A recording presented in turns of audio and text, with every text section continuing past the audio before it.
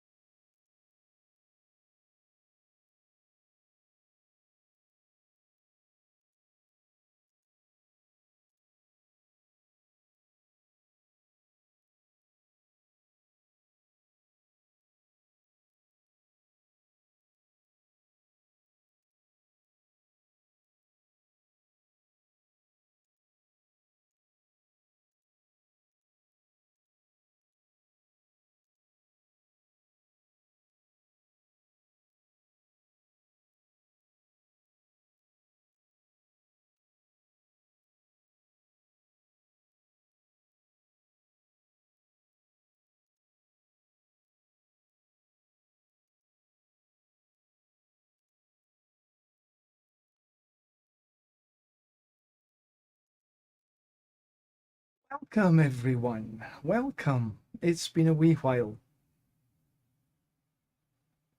3 or 4 days, actually, I think.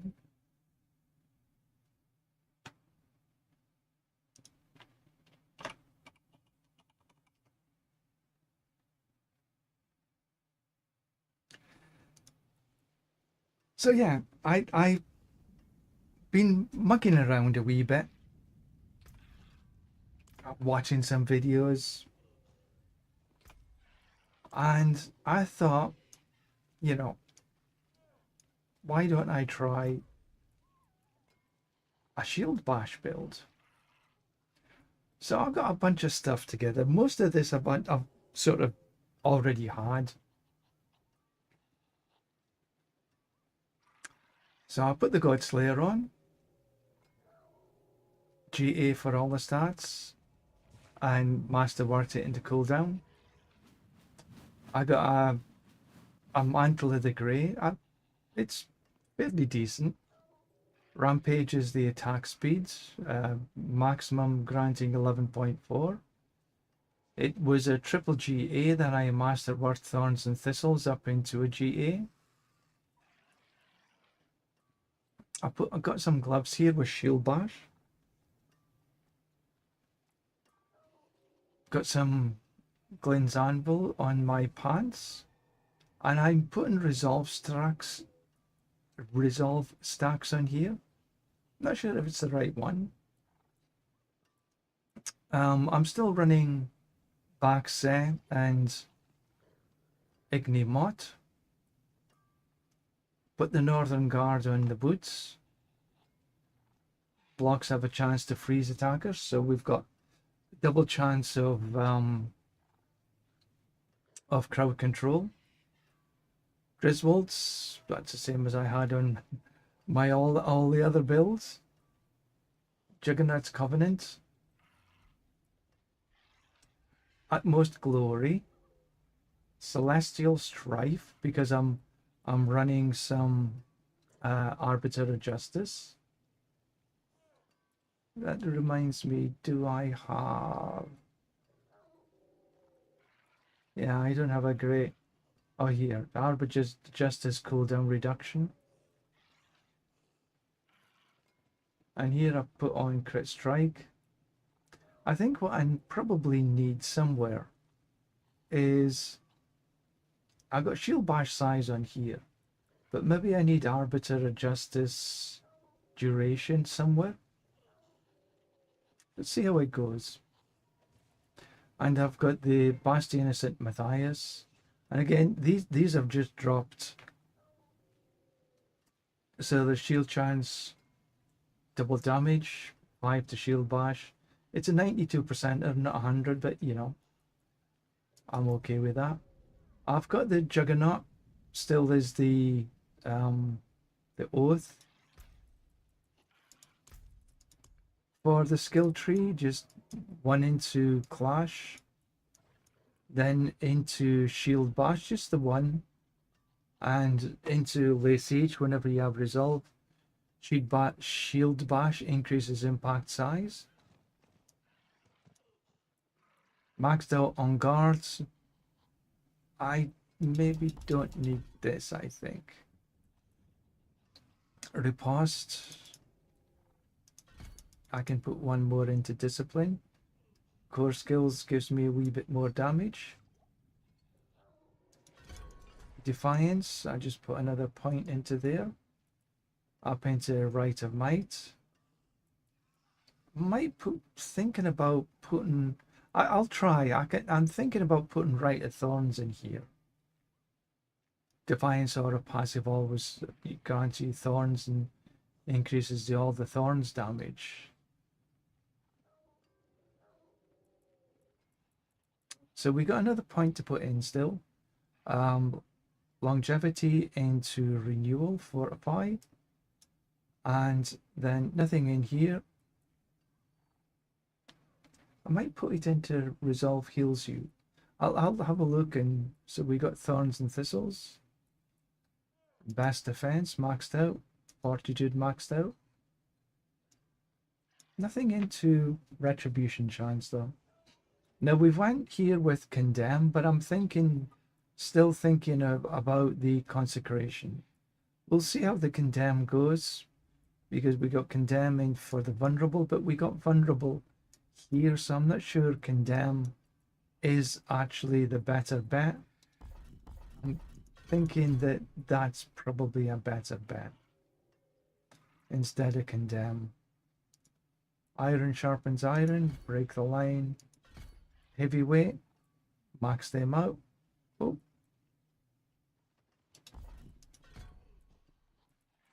We need the one into hallowed ground. So iron sharpens iron maxed. 2 into break the line. And heavyweight maxed out. We got falling star in here, but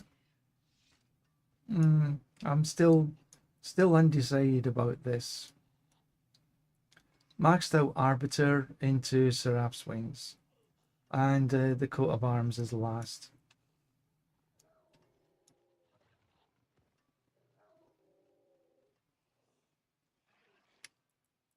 Yeah, I'm still sort of debating whether that's the right one to take.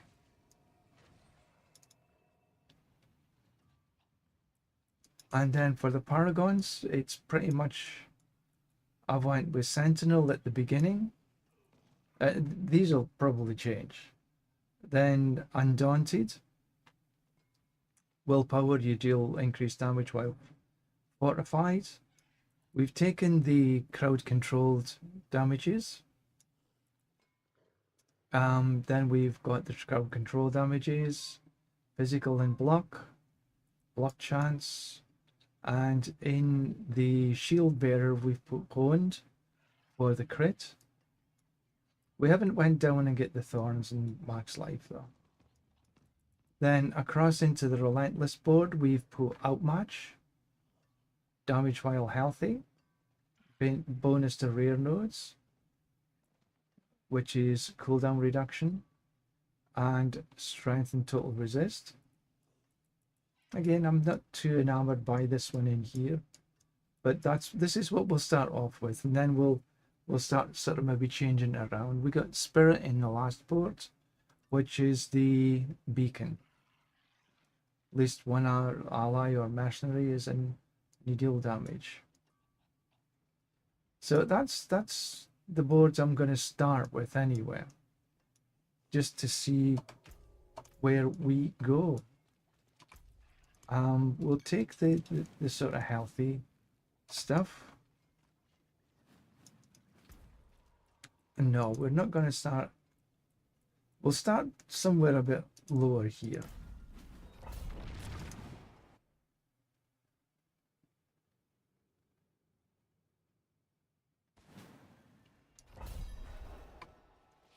I have to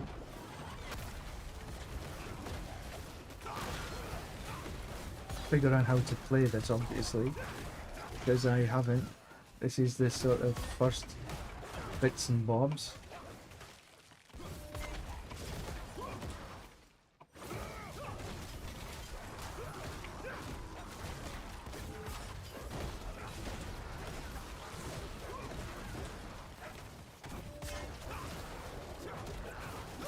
Seems to be sort of okay-ish.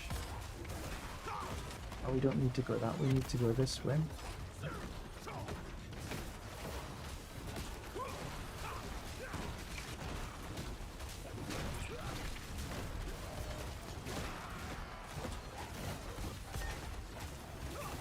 It's not killing everything, no. Come on, get through there.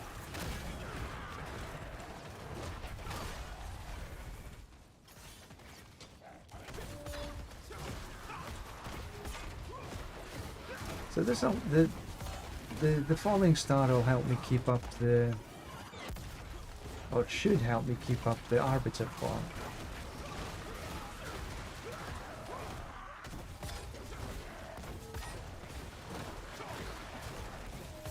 A little bit more finger intensive than the field charge.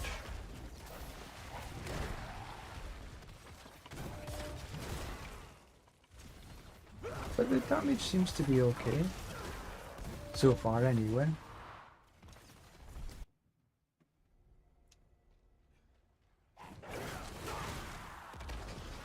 Oh, I smacked in down quite easily. What's this? Handling. Okay, then we'll take a bit of that.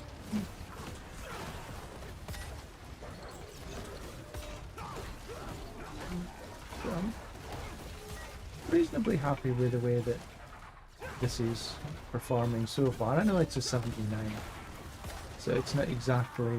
Oh, we've got no more that way.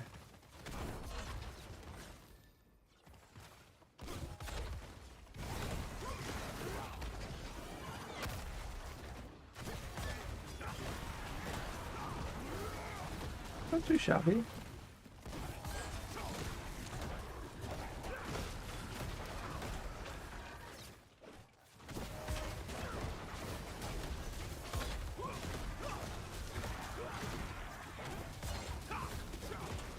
Wander down and grab this. They're a pain in the bum.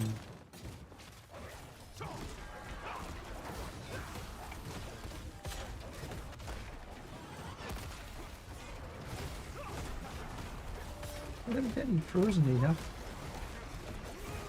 which means that, oh no, I mean, just carry on. A bit slow, but you know, not bad for a first. Ooh, he went down quick enough.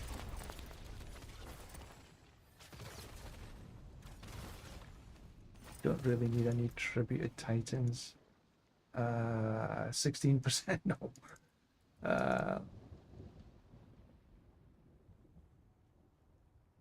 We'll try that.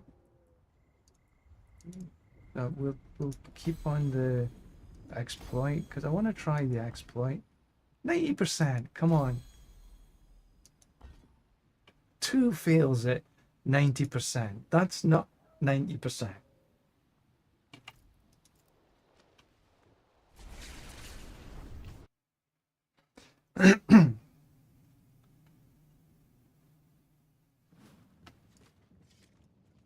Okay, let's try that again. Let's try a wee bit higher. Let's just go an 84.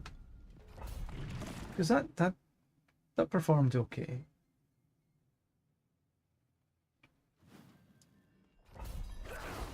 Oops, wrong one to start with.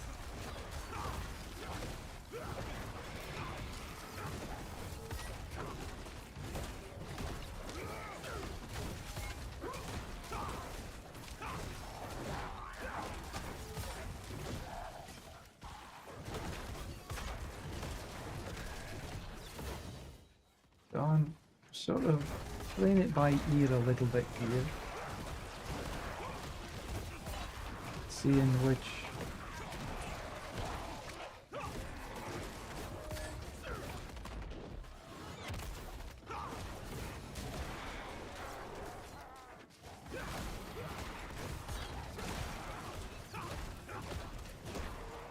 it's working sort of okay. Why did I do that?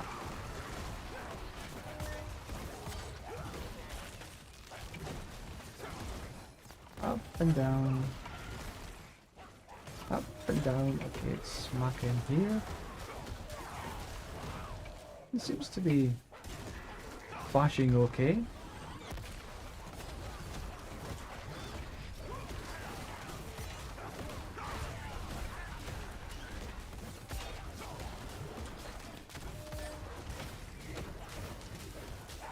And definitely the consecration is helping with that damage.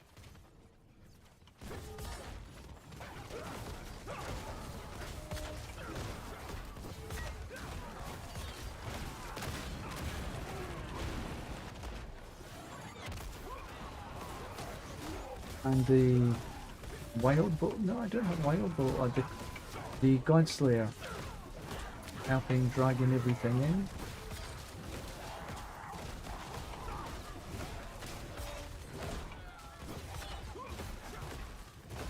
Maybe I should try the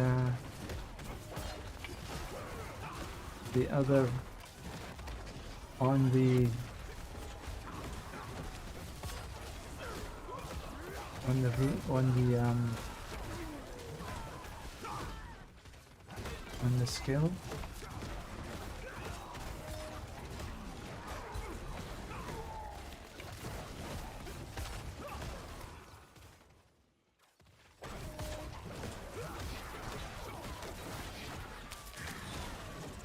So I'm sort of keeping my finger down on the bash.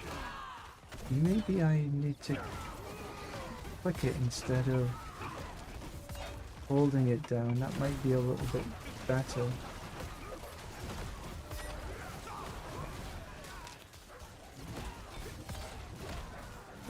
Still sort of okay.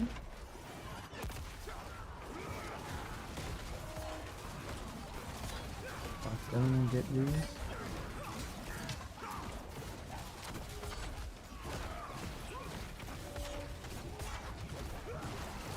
Definitely more finger intensive.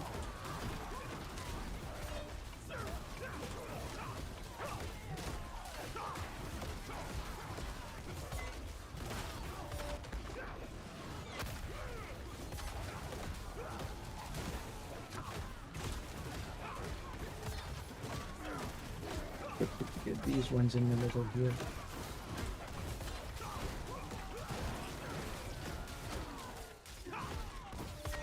We're at the Guardy.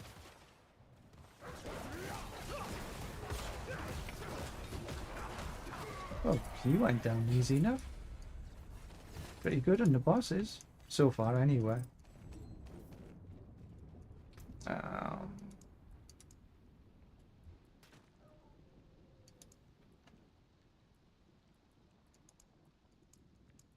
Right, so it's 100%. Should be able to get this without...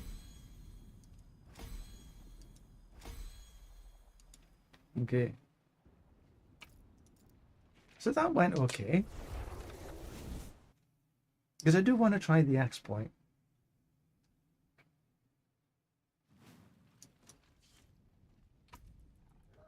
Okay, let's go and get rid of this. See if there's anything worth keeping. Nope. Nope. Nope. I'll keep my forge hot. Return soon. Pardon me. Well, 84 was okay. Let's try the 89. I'll probably hit a sort of natural barrier at some point.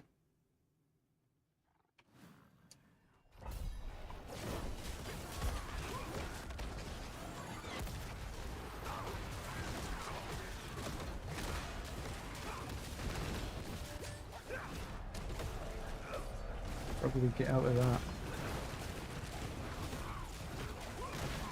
Well,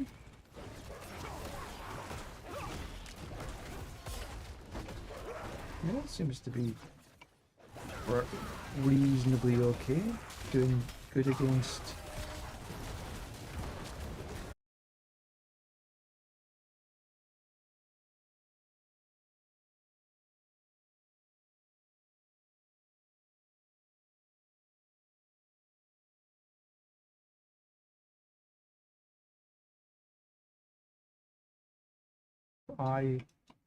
Rosen. You know, this is... oh, back again. Just froze for a wee while there. I don't know if this is because of changes I've made to...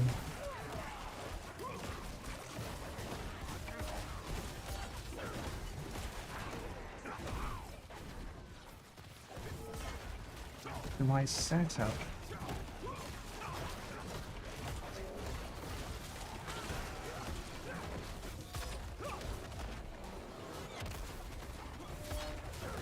Oh, I was going to change that.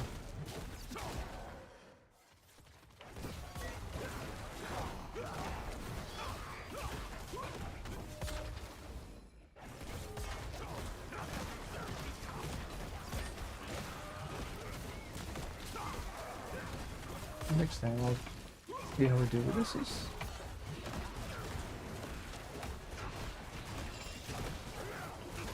After trying this off of meta build, just seeing how it goes.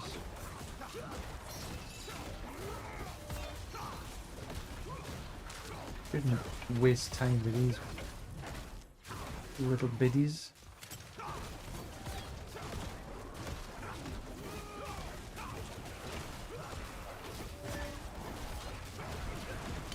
There's no point in chasing after just singles.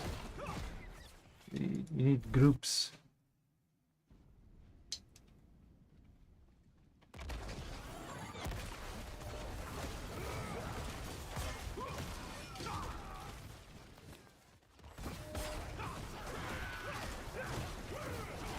A nice group.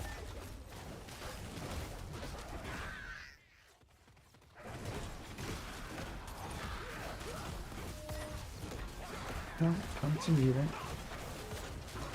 This is the Godslayer is good at this. Grouping them all in for you, it's second to none, I would say. It's certainly in season 12.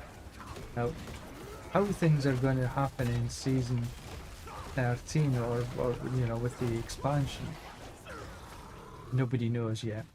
There's been very little information released on Blizzard about the updates,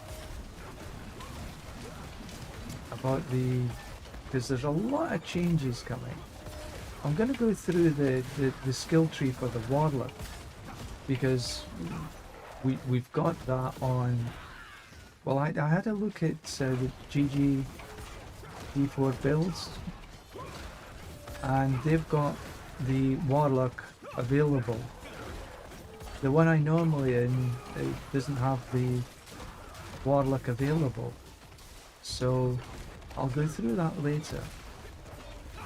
Just want to spend some time maybe getting this build up and running a wee bit better.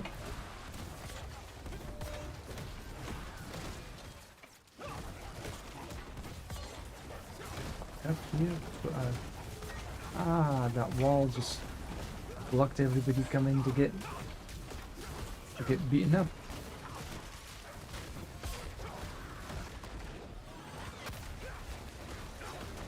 A wee bit slower, but no, a lot slower actually. Over a minute slower. So this is okay.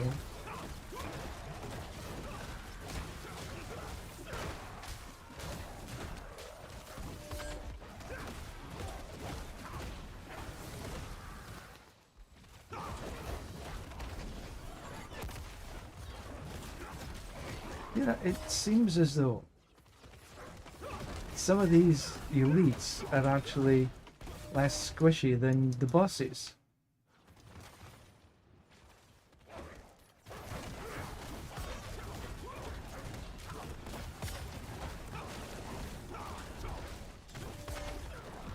That boss went down simple enough.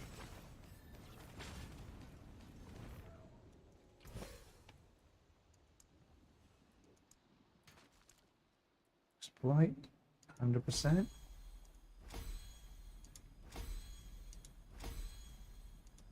Put the last point into turf.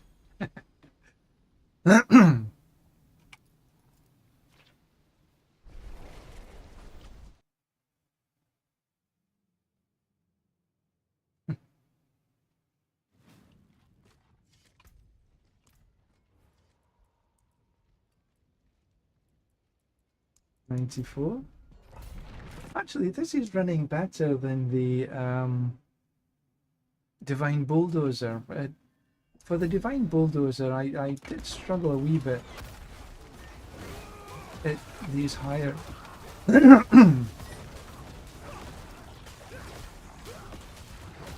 higher level hits.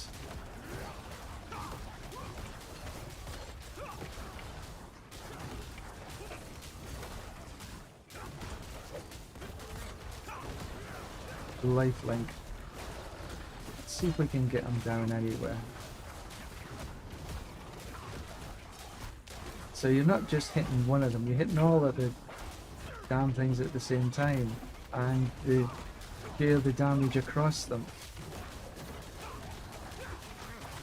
It'll go down, but I'm hoping that I can pick up the points later.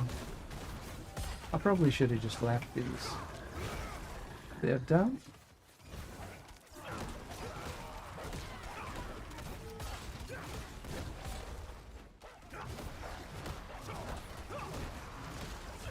See if we can pick up the slack.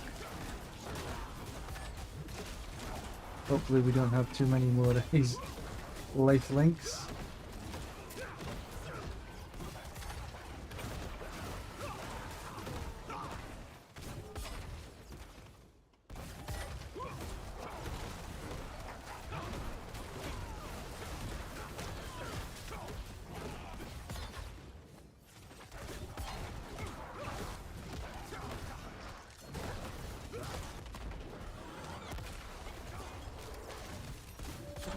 We can jump there.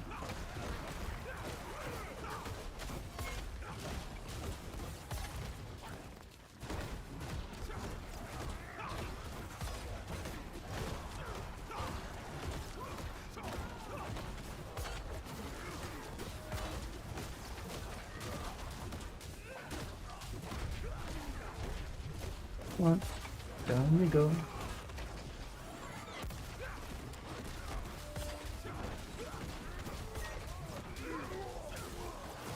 Got him.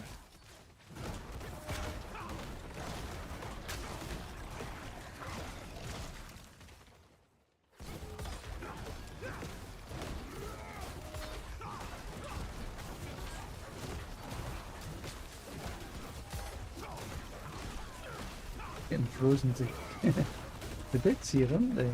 That's good. Let's just move away from these.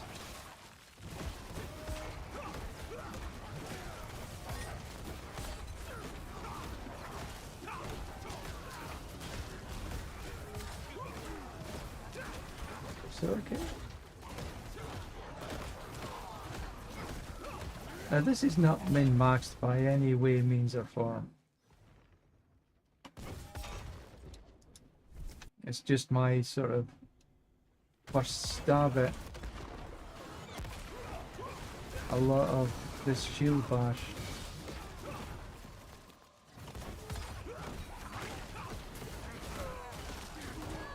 But it's certainly not just a one finger build like the Divine Bulldozer.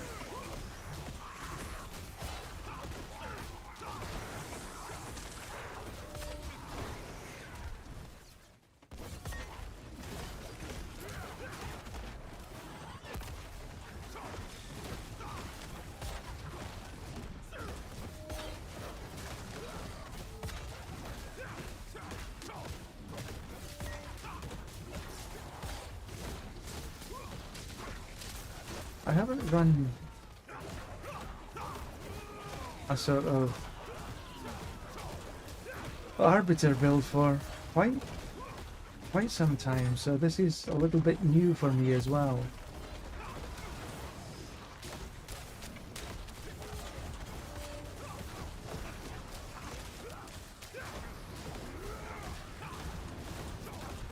Another lifelink thing. Yeah, never mind, just move along.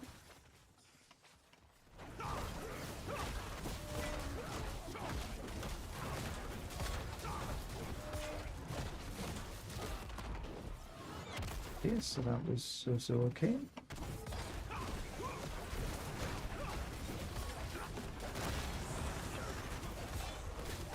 think we need to jump up and down a wee bit.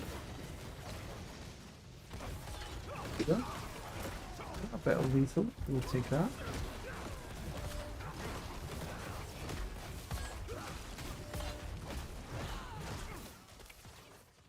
Up and around the corner we go. Oh. Yeah.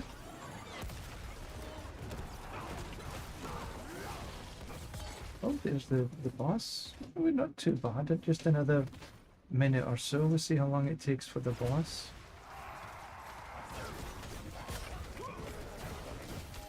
too hard.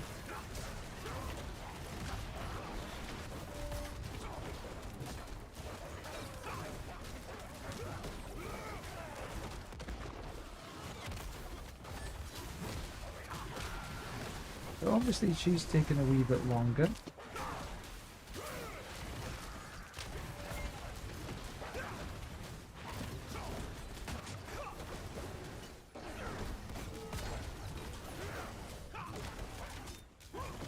I'm sort of trying to keep moving because of the relentless. It's a much longer boss fight than it has been.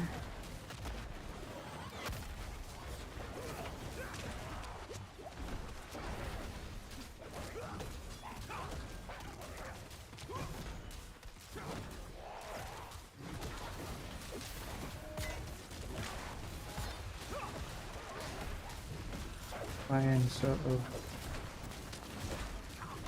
yeah, I think I'm sort of at the natural limit for this particular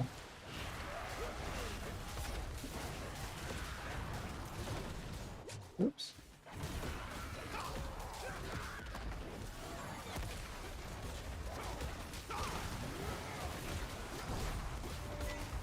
So this has been a couple of minutes.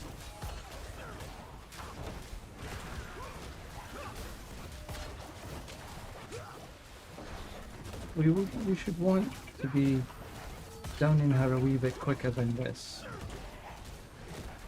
Although I think she is one of the more tanky bosses in the fights. Oh, there she goes. Didn't cause me too much problems in her trying to kill me. Alright, so take this exploit up a wee bit more.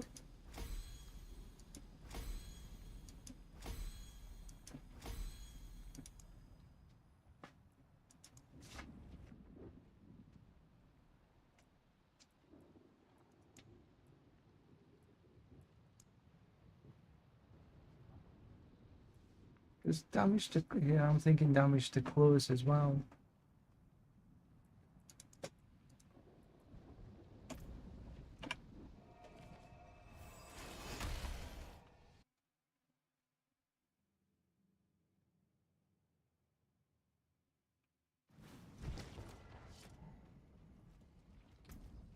Let's just see. Greetings. Right. How shall I guide my hammer? So they're all 1G. They're bloodied first and they're all 1GAs. These are non-bloodied and they're 1GAs and they're Better than starting from nothing. no good for us. Okay, so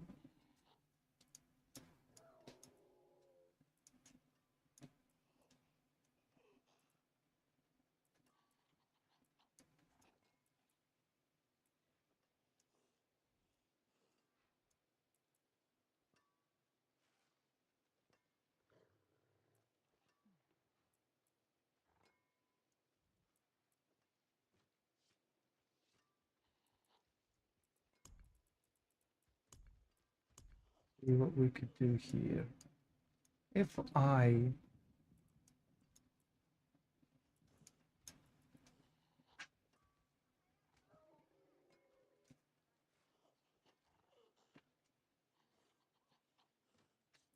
thinking this is a strength, so we just have a look for that's intel.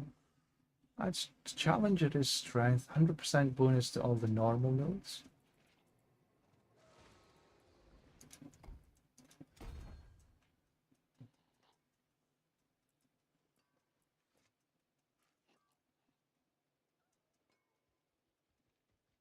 Damage to elites, dex, for Paladin. 10 so far, that's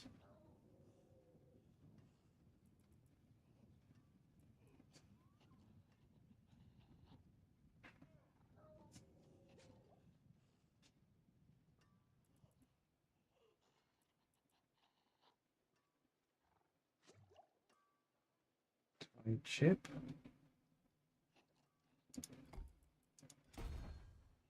I don't quite have the willpower.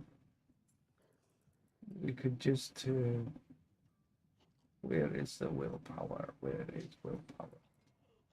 There's a willpower. So if we just take one there and just put it into here. And just to see what sort of difference that makes, if any.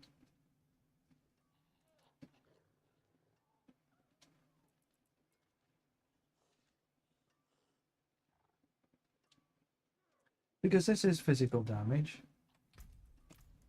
Just see what kind of difference that makes. We'll just keep the same pit level.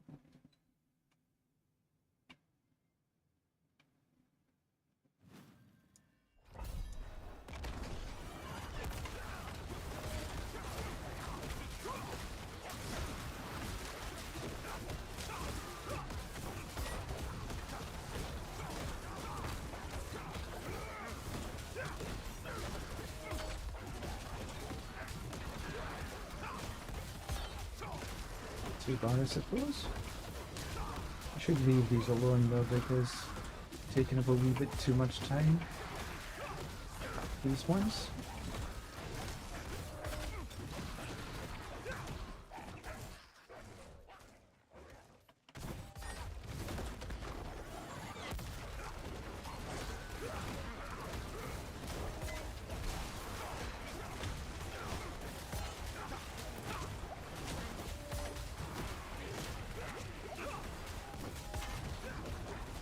I don't like how my health is going down here.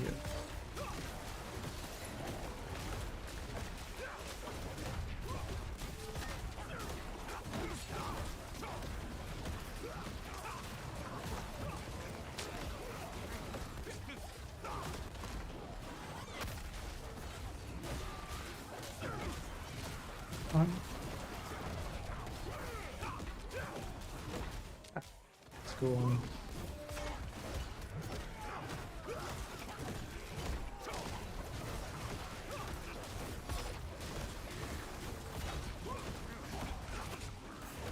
Don't like all this shadow damage.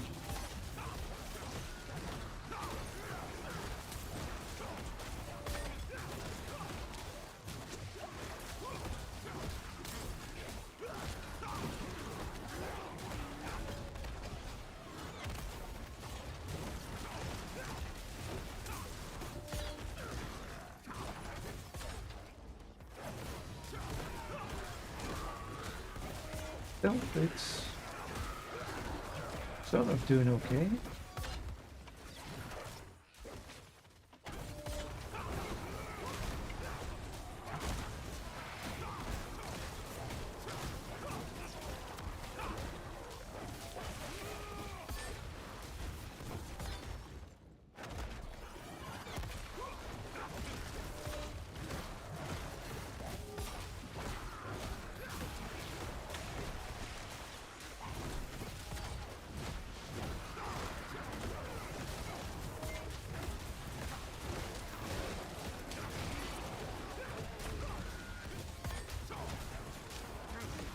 Don't seem to be freezing as many as I was, or it just seemed to be.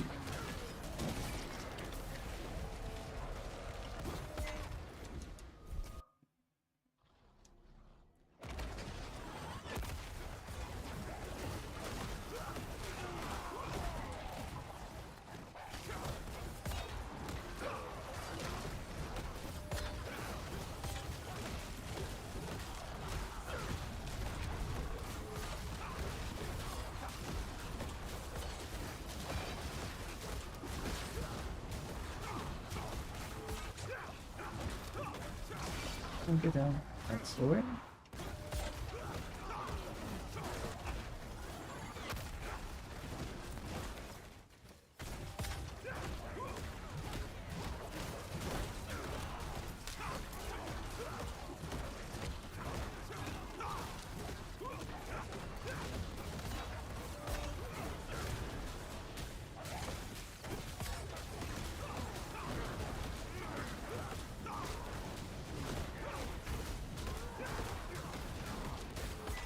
Apparently not quite as strong as the Retribution's builds. The shield throw, Captain America.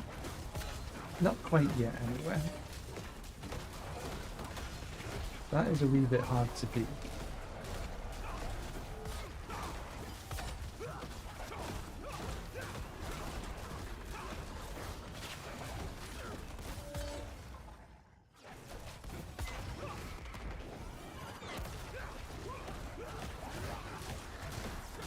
It's fun.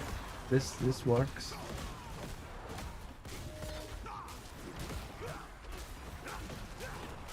Ah, come on. Get out of there and just go into something else.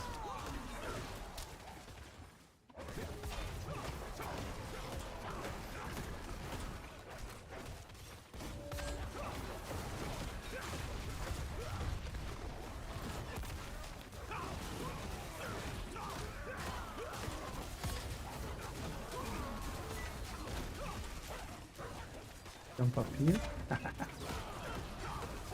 I have to remember these things can jump.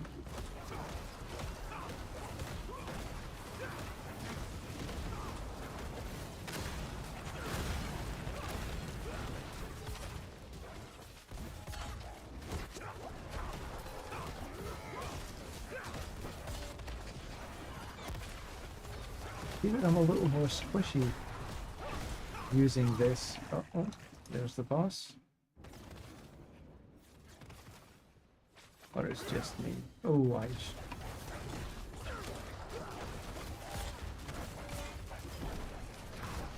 he's outside the area. Come back in.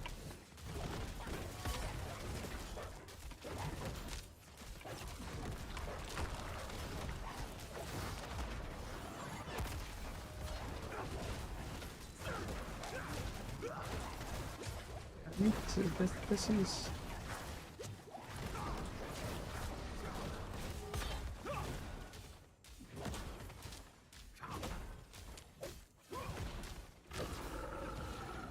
Maybe I need to get some more... Get across here now, wonder. Ooh.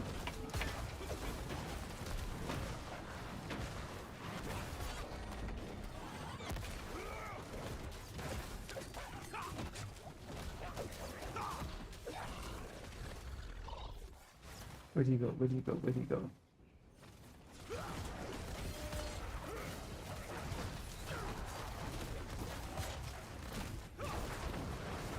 I think I need to be able to... Yeah, he's not really hitting very hard. Oops. Kinda...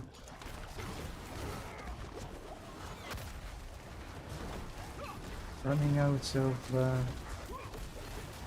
Yeah, then Mother just seems to be a bit better of me at this time.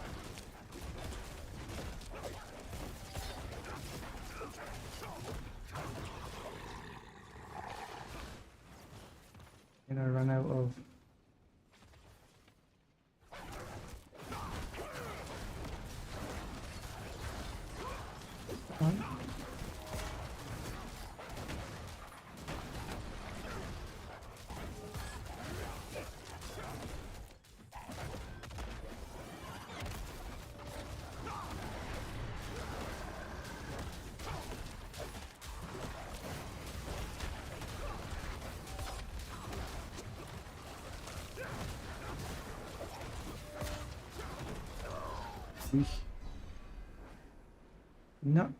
Not with it.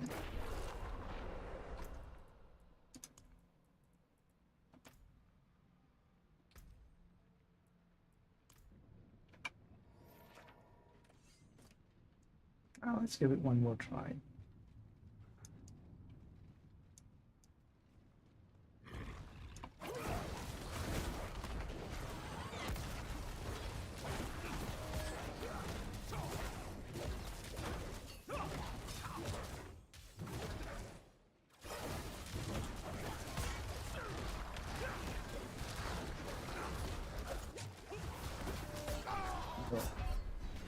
Yeah, that wasn't so hot.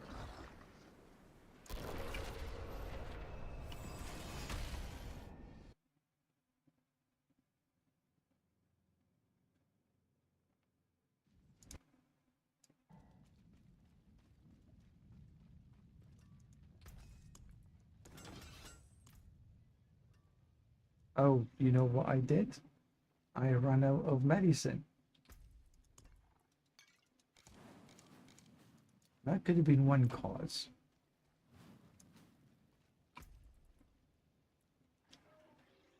What I was actually going to try as well. Let's take that and try the thorns. Pardon me? See if that does a little bit better.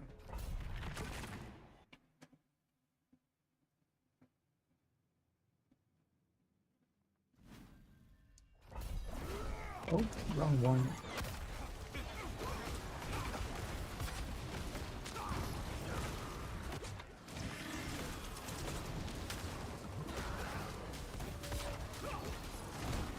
Ooh, this is not working out very well. Terrible.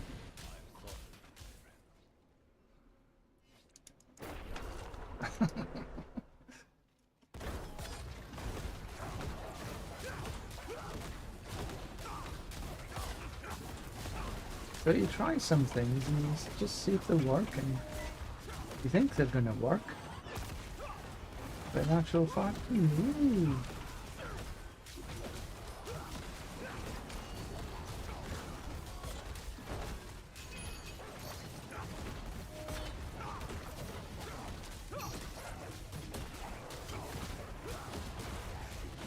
Doesn't feel good at all. Yeah. You know, you make some changes, and just one at a time.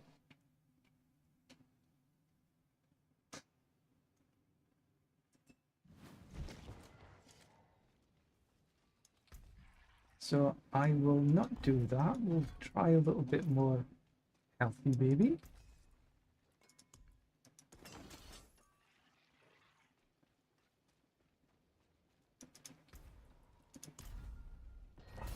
See if this just... This is probably not going to help the damage.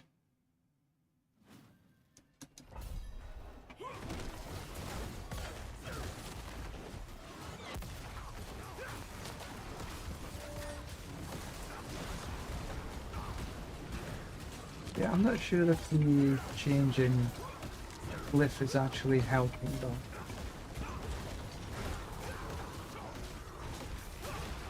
Maybe the chip is just not the right one for here in this particular position.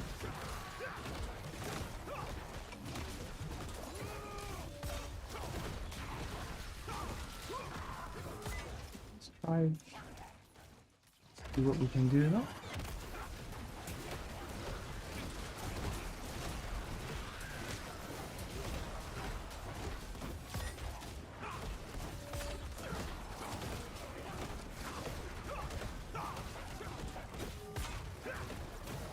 Definitely not so strong as the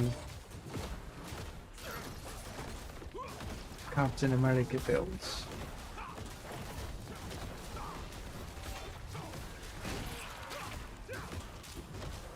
I think maybe I'm missing some resource gen as well, just to be able to run a little bit better.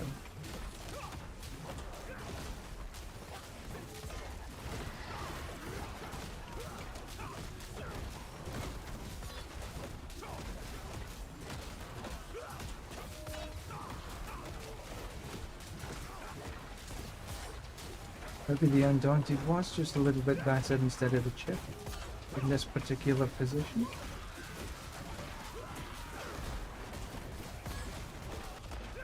This seems a little bit lacking.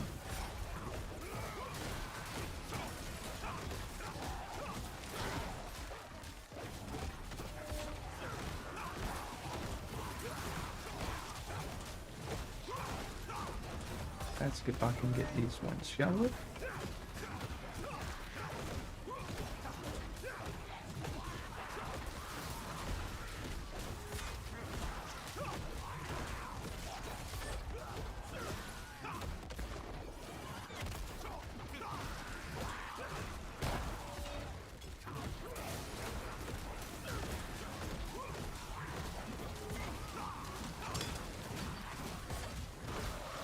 These Paladin seem to be liking me a lot.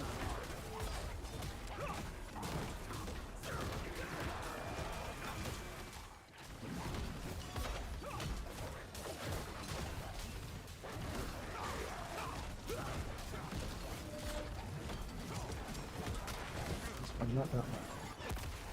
I'm getting my fingers mixed up.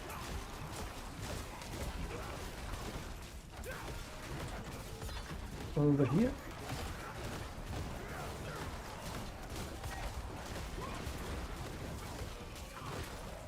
Later, I want to spend a wee bit of time going over the Warlock skill tree.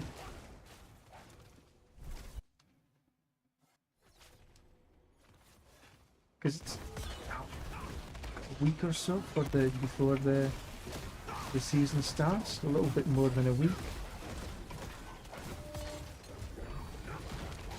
And yet, still nothing from Blizzard on anything. But I see that there are some of the content creators sort of releasing builds for the Warlock. Any of them that put anything together at this particular minute in time is best guesses, and you should take everything with just a pinch of salt. And I think they'll say that themselves, because nothing's set in stone yet.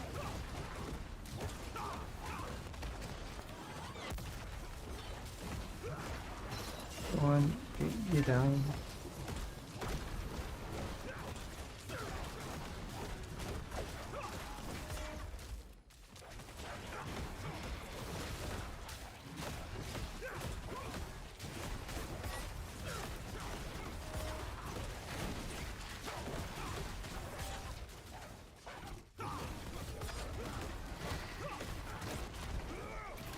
Maybe I need to change the bash size to maybe...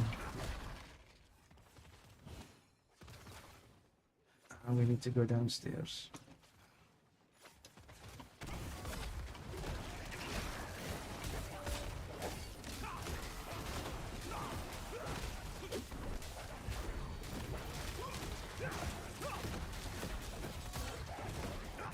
Where are everybody there?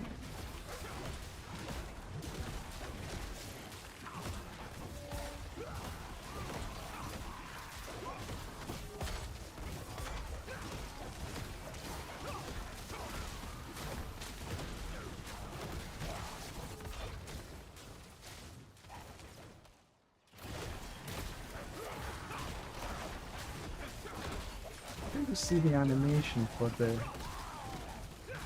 bash very good.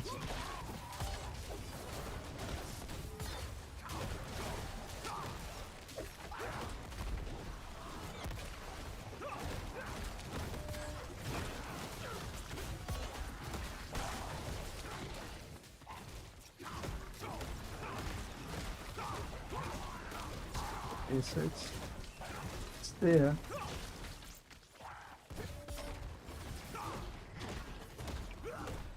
Slow. Maybe I need to increase the...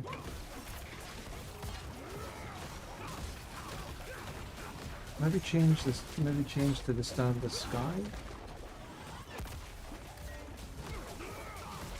See how that works. Get the attack speed up a wee bit.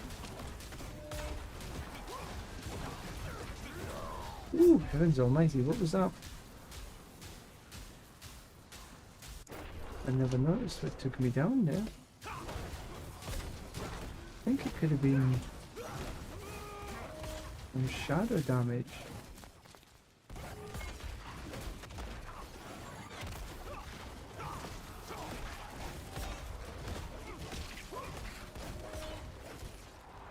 Then specs. That's a little bubbly cloud there.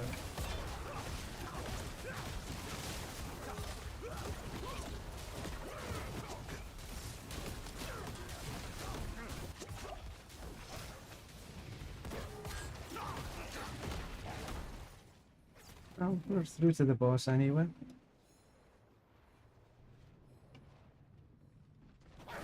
Ramble. Oh, get out of this poison.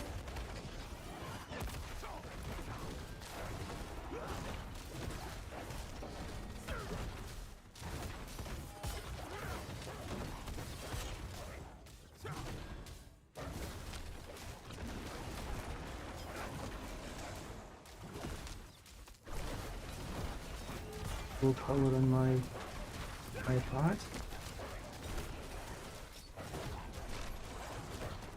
Yeah, not so hot in the bosses at these upper levels. Not that this is an upper level, but it's only a 94. But certainly not hitting them half as hard as the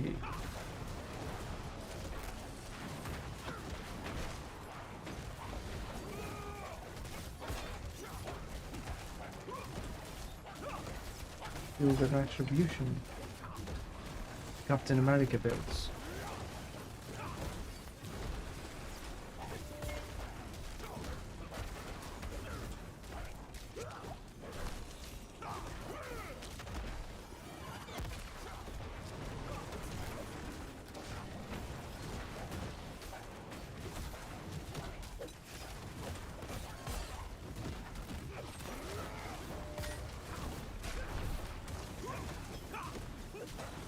A little bit of time to go down.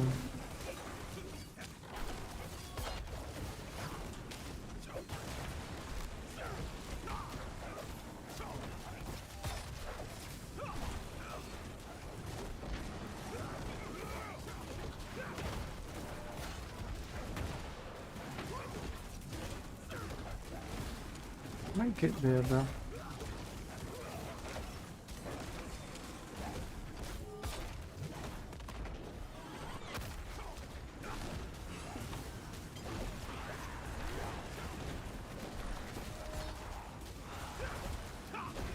I don't like long fights.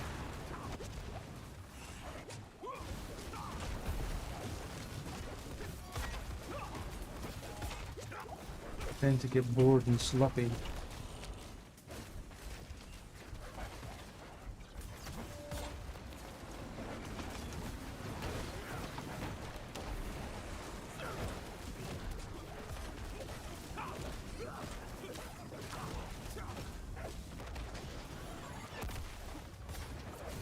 I realise I don't have much health left here.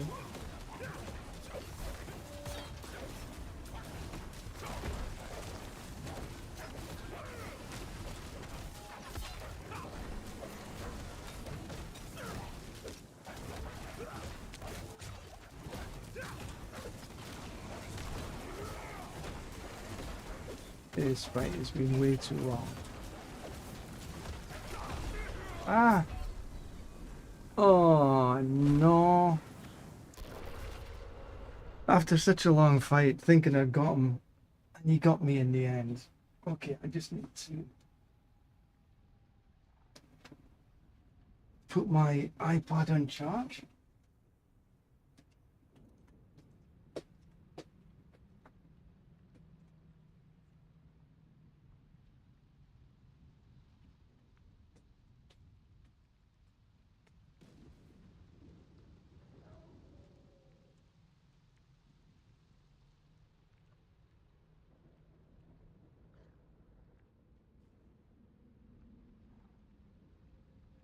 So, I don't think that's maybe the right combinations.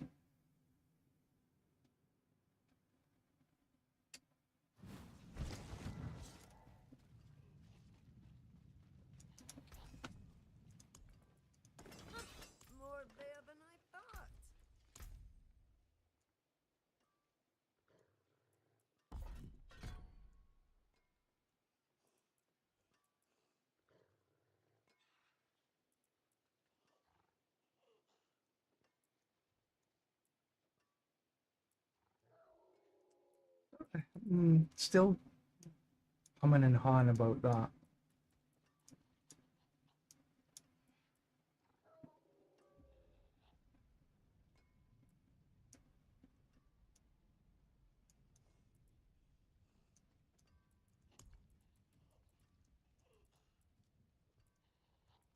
So what I could do,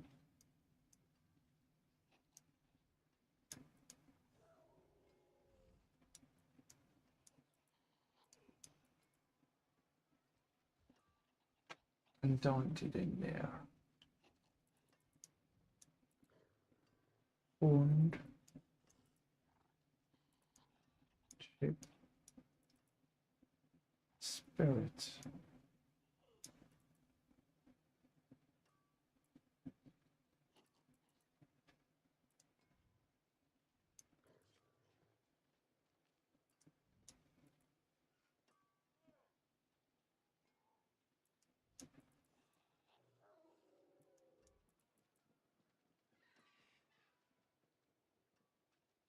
Hmm.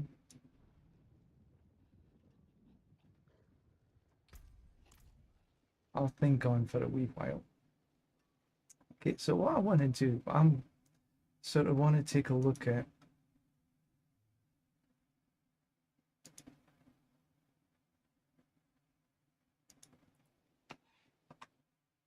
the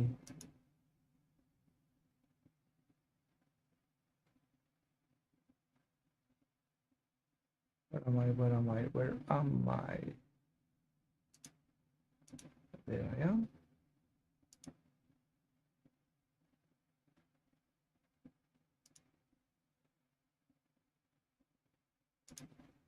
So I've been taking a quick, so I'll look at this is the Warlock skill tree. This is how all the skill trees are going to look for everybody. Obviously not exactly the same, but the same structure. There are no passive ranks at all. They're all skills. Now I had to go across into the D4 builds because where I usually have my builds, they don't have the Warlock planner up yet. So I'm just going to sort of go through the skill trees and sort of have an idea of where we're going. So we'll sort of start, we'll go clockwise.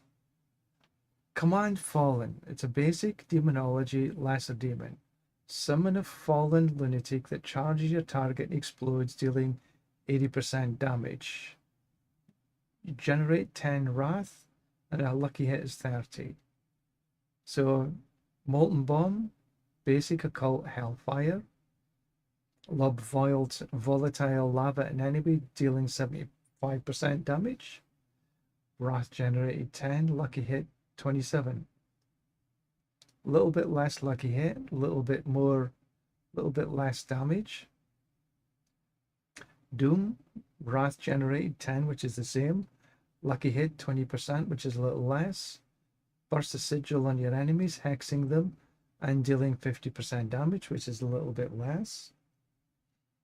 And then you get the Hellion String, basic demonology, Wrath generation 10. So all of these generate 10 Wrath. Whip it Demon Tail forward, dealing 66% damage with a 5% chance to eviscerate enemies for 660 damage. Pretty nifty.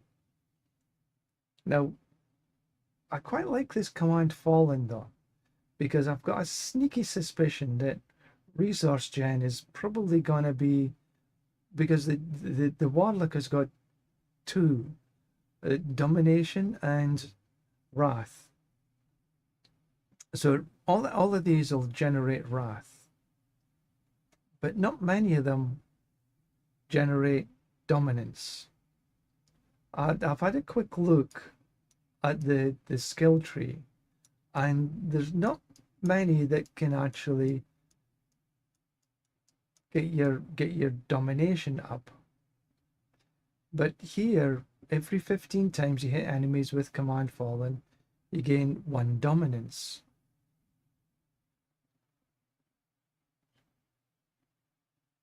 Here, your demons summoned by Command Fallen deal 8% multiplicative damage for every second they're alive, up to 30. And on the other hand, the other sort of branch, you've got Command Fallen generates 1 additional wrath for every demon enemy you've killed in the last 2 seconds, up to additional 5. But you can't put 1 here. You can put 1 here and 1 here, but you can't put 1 here and 1 here. It's a choice. So you could do that. So you've got dominance, you've got 5 additional wrath, or you could go with the damage. But if you're looking at just purely domination and wrath formation generation, that little combo is probably going to be pretty good. And then if you come up here, Command Fallen now summon up to 3 for 20 seconds, so that's triple. So that you only need these guys each to hit 5 times each to gain a dominance. And here, Command Fallen generates 1 additional wrath. Every demon or enemy you've killed in the last 2. So that's, you've already got 3 here. Command Fallen now summons up to 3 Fallen Grunts for 20 seconds, which deals 40% damage and generates 10 wrath per hit. Recasting while they're all active will direct them or move them to target on your command. Command Fallen is now an Abyss skill. Or you could go with every 1 second Command Fallen passively summons a lunatic, up to 3. So they'll generate all the time. And I think we saw this in the last gameplay where he was just standing there and he had these Fallen just appearing. Command to Fallen summon that summons a mega lunatic, deals 136% damage and bursts into 3 minis. But what I'm just thinking about resource gen, the combination between dominance, wrath, and fallen army could give us some significant amount of resource gen. The rest of them are interesting, but doesn't really give us the resource gen that we might need. So we have Molten Bomb. Molten Bomb is a 15% chance to knock down enemies. When a Molten Bomb is empowered by volatility, this is increased to 100%. Molten Bomb's impact area is increased by 30. Molten Bomb deals up to 40% multiplicative. Molten Bomb generates an additional wrath, but not dominance. Cluster Bomb, which lobs a cluster of 6 smaller shadow orbs, deals damage, casts another, it becomes an Abyss skill. Molten Bomb creates a turret of demon on impact for 5 seconds. It splits into lava. Molten Bomb creates brimstone at the impact, which deals, so no generation of dominance here. Interesting skills though. So now we have Doom, burst a sigil on your enemies, hexing them, dealing 50% damage. Increased damage every second they've been hexed. Generates one wrath for every 2 seconds for each half. So that's generation of wrath. Casting Doom against vulnerable, weakened, or slowed. No, casting Doom echoes 10% of all this damage to nearby hexed enemies. Here you've now got the Contagion. Whenever you kill a hexed enemy, Doom spreads the hex to another. Doom is cast at range on the ground, leaving behind a mark that hexes enemies for 6 seconds. Because I'm thinking about speed here as well. Every time I see something like 6 seconds or 5 seconds or something like this, we're going to be gone. I'm going to be gone. And so I'm thinking that stuff like this is maybe not so useful. Hex is applied with maximum stacks, last 15 seconds. This might be okay against bosses, but 15 seconds? Yeah. I ain't going to be in a fight for more than 15 seconds, I hope, except for bosses. And even then, I hope not as long as that. Quicker is better, more efficient. So the last one is the Hellion Sting. Again, generates Wrath. Whip a Demon Tail forward, dealing 66% damage with a 5% chance to eviscerate for 660. That's pretty neat. And then on one side, we've got Hellion Sting as increased chance to eviscerate. And then if you eviscerate, you can fortify for your life, which is not too shabby. Casting Hellion Sting within 1.5 will last. Yeah. Casting Hellion Sting increases your Wrath regen. That's Wrath regen. Casting Hellion Sting with 1.5 seconds of the last strike will increase the number of strikes. Hellion Sting launches a wave of spike forward, dealing damage per hit. And the fourth Hellion Sting transforms you in demon form and cleaves a wide area. So when I look at all these basic skills, for me, the Hellion Sting looks pretty neat. You get quite a lot of damage on that, but for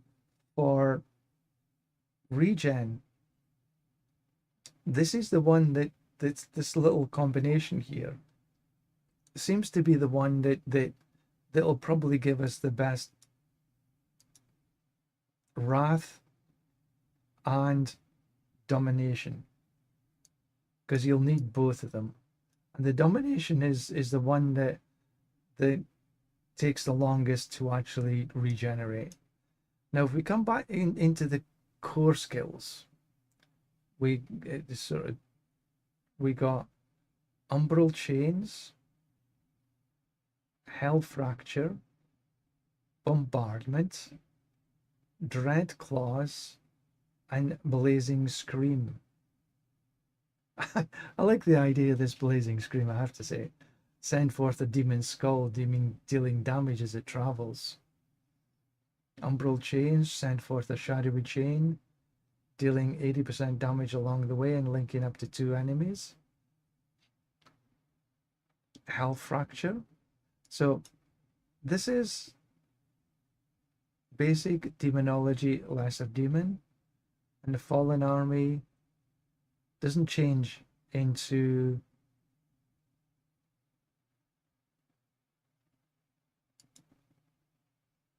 it's now an abyss skill.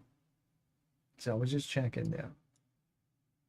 So this is core occult hellfire, core demonology lesser demon, core demonology abyss, core demonology hellfire greater demon.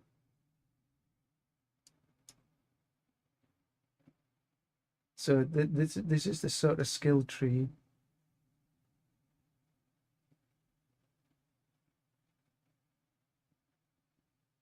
yeah, and so the Umbral Chains and the Dread Claws are also abyss. So if we look at the Umbral Chains, send forth a shadowy chain, dealing 80% damage along the way and linking up to 2 enemies for 5 seconds. Don't like the 5 seconds. Enemies caught in the chain are slowed by 40 and take 25 damage per second. So that's 50% damage. Then Umbral Chains ends, it refunds a wrath. Okay. Umbral Chains knocks back your primary target and deals 50% multiplicative, which is better, I think. Umbral Chains flies 50% farther and the slow is increased. Umbral Chains deals 20% multiplicative damage when an unchained. Hexed enemies always take increased damage. This doesn't hex. Yeah, that would be doom. But interesting. So you could sort of come in here and come in here, even though they're not quite hexed. Then if you want knocked back and it does 50% increased damage, then umbral chains explode for 94% damage when stretched to a max, or when it expires. If this happens early, then the damage to the chain would have done is added. And again, it's thinking about moving quickly, and then so that might actually be not too shabby, because you'll be running past them quite often, quite a lot. Umbral chains and the walls create a chain link back to you whenever you summon a greater chain. Umbral chains whips around your target, dealing 20% damage. It's now a Hellfire skill. Okay. So maybe take the 94% damage, for example.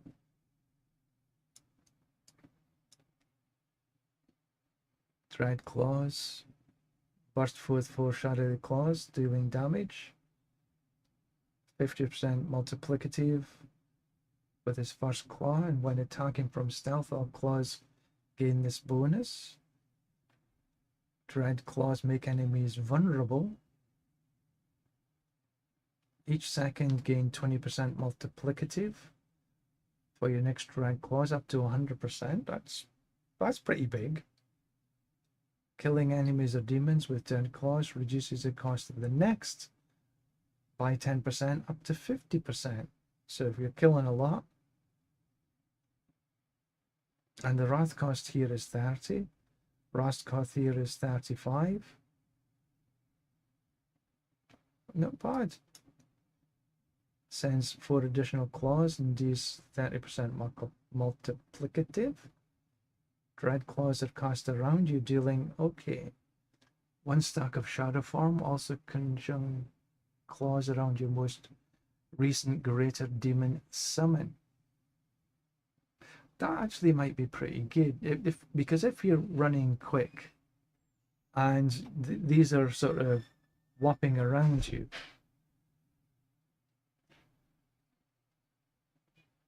that might be decent. So you've got a possibility of here, or sort of thinking about something like this.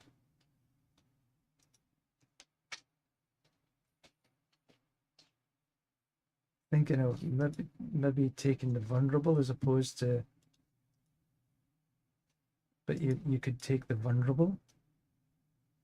Looking at something like this.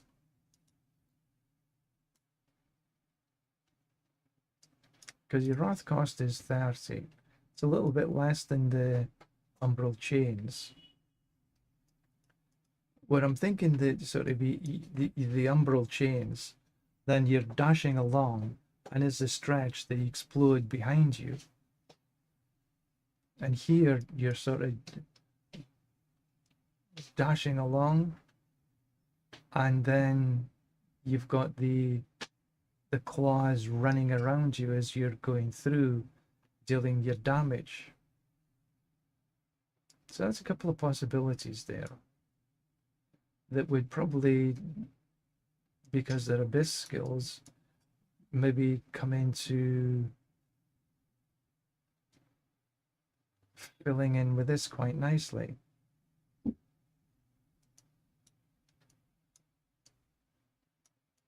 Then you've got Core Occult Hellfire, two Hellfire skills, and a Lesser Demon. So if you're going for a minions build, this might be good. Smash down 4 demons. Each time a bombardment throws a demon, it is a 35% to throw a surrounding enemy, which sounds fun. Bombardment's chaotic spread is reduced by 30 and increases single enemy. 5% increased damage to any hits.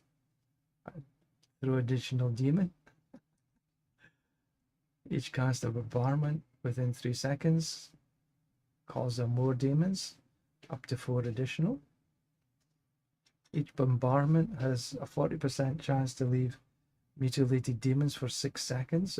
So you've got potential here of 4 additional demons plus 4 here, that's 8 demons. Then you've got the fallen lunatic, and then another 4. So that another 4, that's like 12 already. So that's a lot of demons. So if you're looking for minions, that's a good start.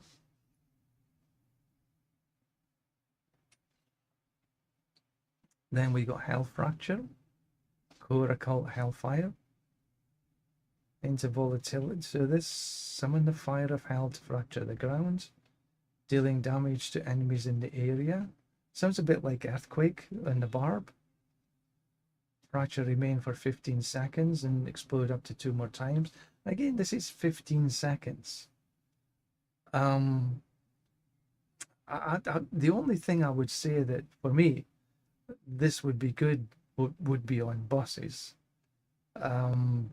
Because if I'm really wanting to be running something that's a bit speedy, I'm not going to be hanging around in the same area for 15 seconds. So for me, this one's a bit hi-how. So. Blazing Scream. I do like the idea of a demon skull. Then the Blazing Skull can deal damage based on how many different enemies it's hit, up to 30%. Hitting an enemy with Blazing Scream reduces the cost. And the cost is 35.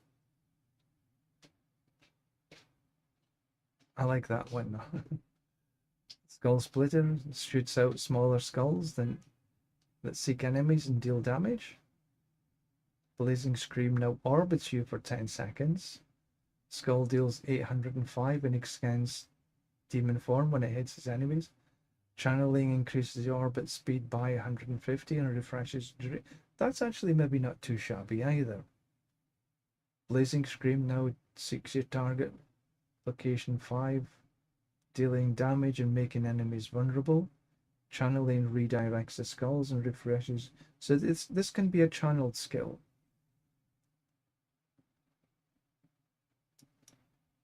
So this looks quite interesting all the way up into the Blazing Scream. But if I was just to sort of choose one right now, I might go with this. Dread Claws. Reducing the Dread Claw cost. Maybe not. Maybe gain each second, gain 20% increased damage for your next Dread Claw up to 100%. That's probably better. Then the Dread Claws are cast around you, dealing the damage. And again, for this, I would say you probably needed quite a bit of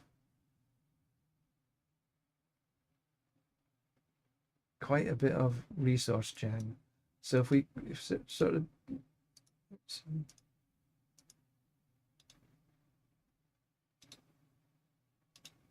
thinking that's maybe a good. So then on to the sort of defensives.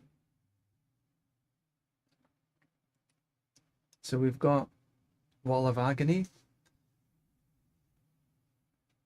Defensive demonology, summon lesser demons. You've got the Tortured Wretch. Defensive demonology, summon greater demon.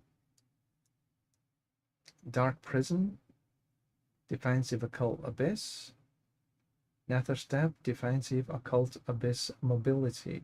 So you've got 2 Abyss skills here. So if you're thinking just Abyss.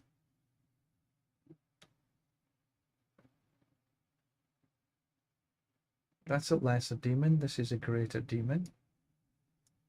So we got Wall of Agony. That's where you have these guys that go up as a in a wall in front of you, then when the wall is over, it runs at the enemies.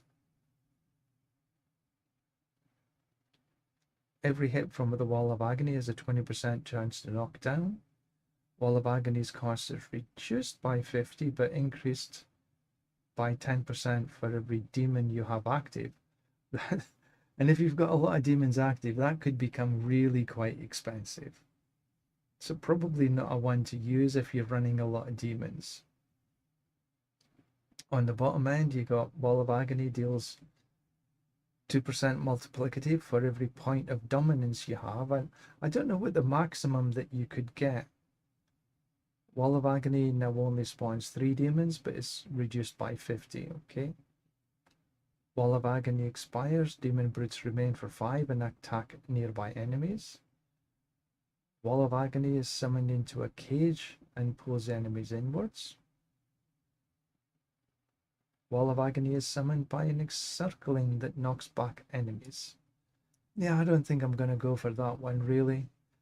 Nothing about that real. The wall seems to be fun to look at, but in real time game, not so sure. Tortured Wretch, defensive demonology, summon a greater demon. Summon a tortured demon on your enemies, dealing 60% damage and taunting them to attack it. Attacking it instead of you. Casting a Tortured Wretch makes you unstoppable. Capturing a torture reduces its cost by 30. When attack the enemies, Tortured Wretch, they engage for 2 seconds, gaining 100% attack speed, but taking 25% damage. And that might be interesting for the attack speed. But that's the Wretch. It doesn't say that's you. Enemies and demons are killed close to the Tortured Wretch, extends its duration. Saws grind up enemies around the Tortured Wretch, periodically dealing 20% damage with a 5% chance to eviscerate. Tortured Wretch no longer taunts but now lasts for 5 seconds. And you redirect all damage to it as long as you stay in the area. It can absorb up to 100% of your max life before it's killed. When the demon dies, it explodes, dealing 500% damage and fortifying you for 15% of the damage it absorbs. That's not too shabby. Tortured Wretch no longer spawns a demon, but instead dominates a target's mind for 15, forcing it to taunt your enemies and take 50%. No, I don't think that one would work for me. So we got Dark Prison, create a shadowy totem for 8 seconds that chains enemies, tethering them to the area. Okay. And again, that's a step through the shadow of hell to emerge at the target location, gaining 4 stacks of shadow form as well as 100% movement speed, which movement is always a good thing. Enemies within the Dark Prison are weakened. Enemies killed within the Dark Prison reduces its cooldown. Small missiles that enter the Dark Prison are slowed. Hitting enemies within Dark Prison fortifies you for 5% max life. That could be interesting for pits and things like this. Open world, maybe not so much. Casting a Dark Prison refreshes and creates a link to your last Dark Prison. Enemies that cross the line will be pulled, so you can do this more than once depending on your cooldown, I would guess. Chain Prison gains additional charge. Dark Prison lasts 50% longer, but you can have only one at a time. All enemies within the Dark within take 30% damage increased by 100%. Within, non-elite enemies within the prison cannot die. No, we want them to die. Dark Prison now creates an aura of fire chains around you, reducing damage coming from outside and slowing. Dark Prison is now a Hellfire skill. So I'm thinking for me that this one, because it gives you a little bit of sort of movement speed, might be a good thing. Maybe not for end game, but certainly for leveling, this might be pretty good. Nether Step grants 100% damage reduction that decays along its movement speed bonus. Nether Step gains an additional charge. Both sound pretty good. But if we have damage reduction as well, suck enemies into the exit portal. Bosses and unstoppable enemies and take 1,000% damage. Movement speed lasts 50% longer. Well, 1,000% damage seems to be pretty neat. But how it would work in real life, I don't know. I've never seen it in operation yet. But 1,000% damage seems to be pretty neat. Nether Step's portal remains for 10 seconds. Can be re-entered to move back and forwards. Nether Step now lets you run through the abyss while immune for 3 seconds. Nether Steps bring all your abyss summons with you. You would want to take them through. Extends the duration by 3 seconds. Well, that sounds quite good. Brings all your abyss summons, which would be all the demons in here, and not just the demon then. Yeah, so you've got quite a few demons here.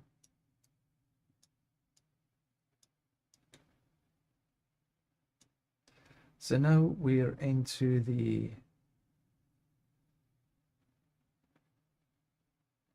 not sure what this one's called.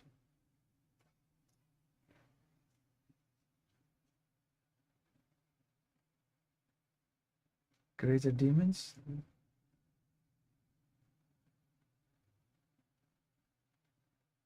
So these are your greater demons. Because I can't actually see what this means. Sigil of Subversion. Sigil of Summons.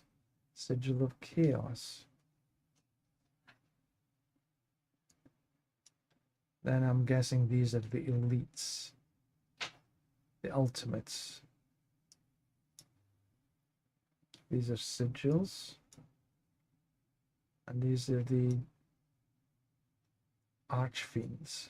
Okay. So you've got 3 archfiends that you can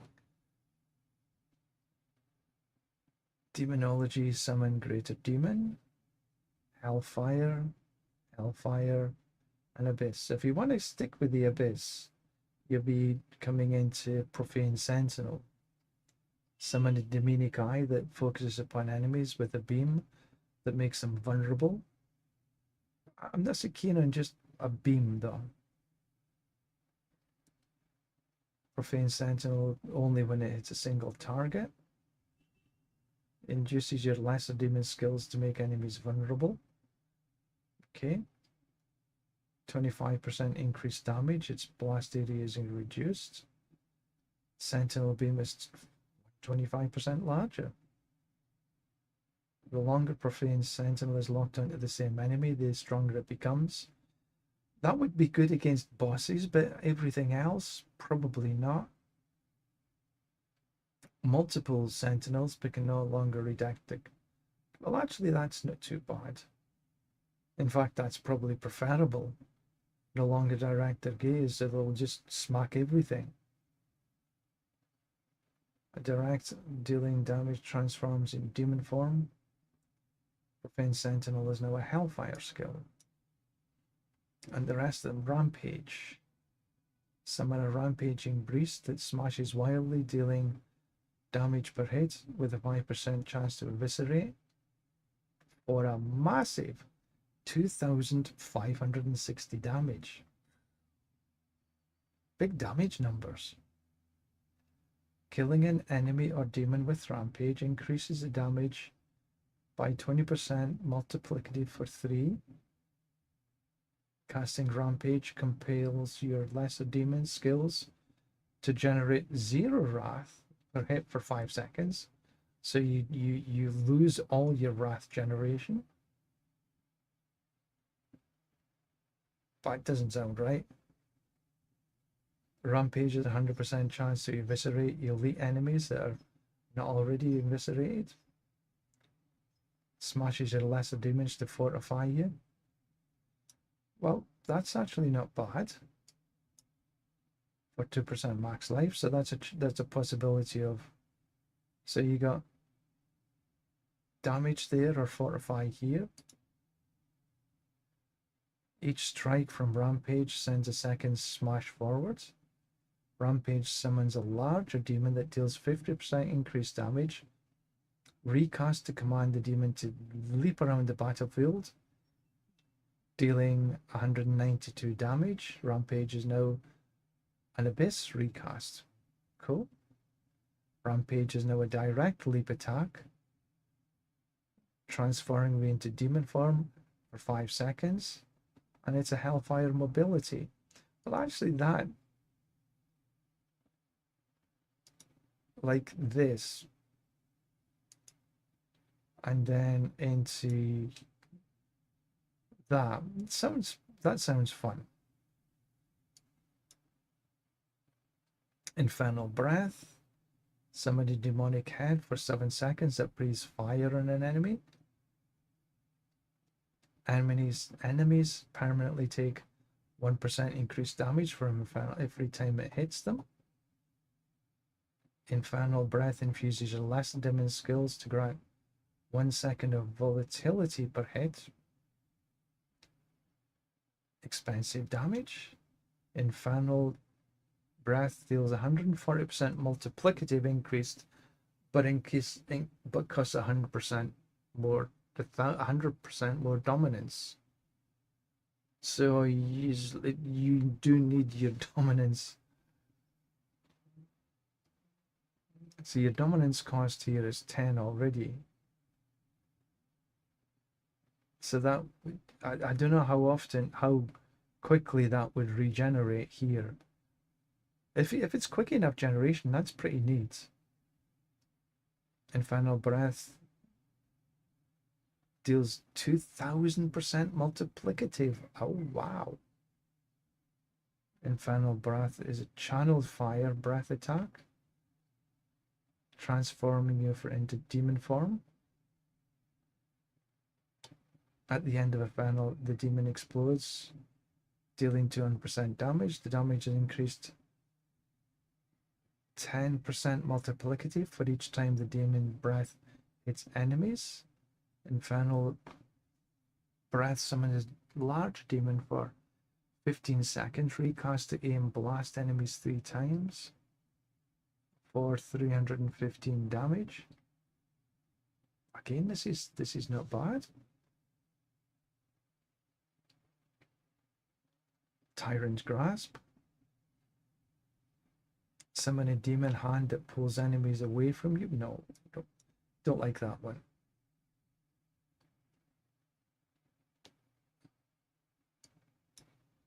So if we, this is maybe what I would start with. Rampage. Summon a rampaging brute.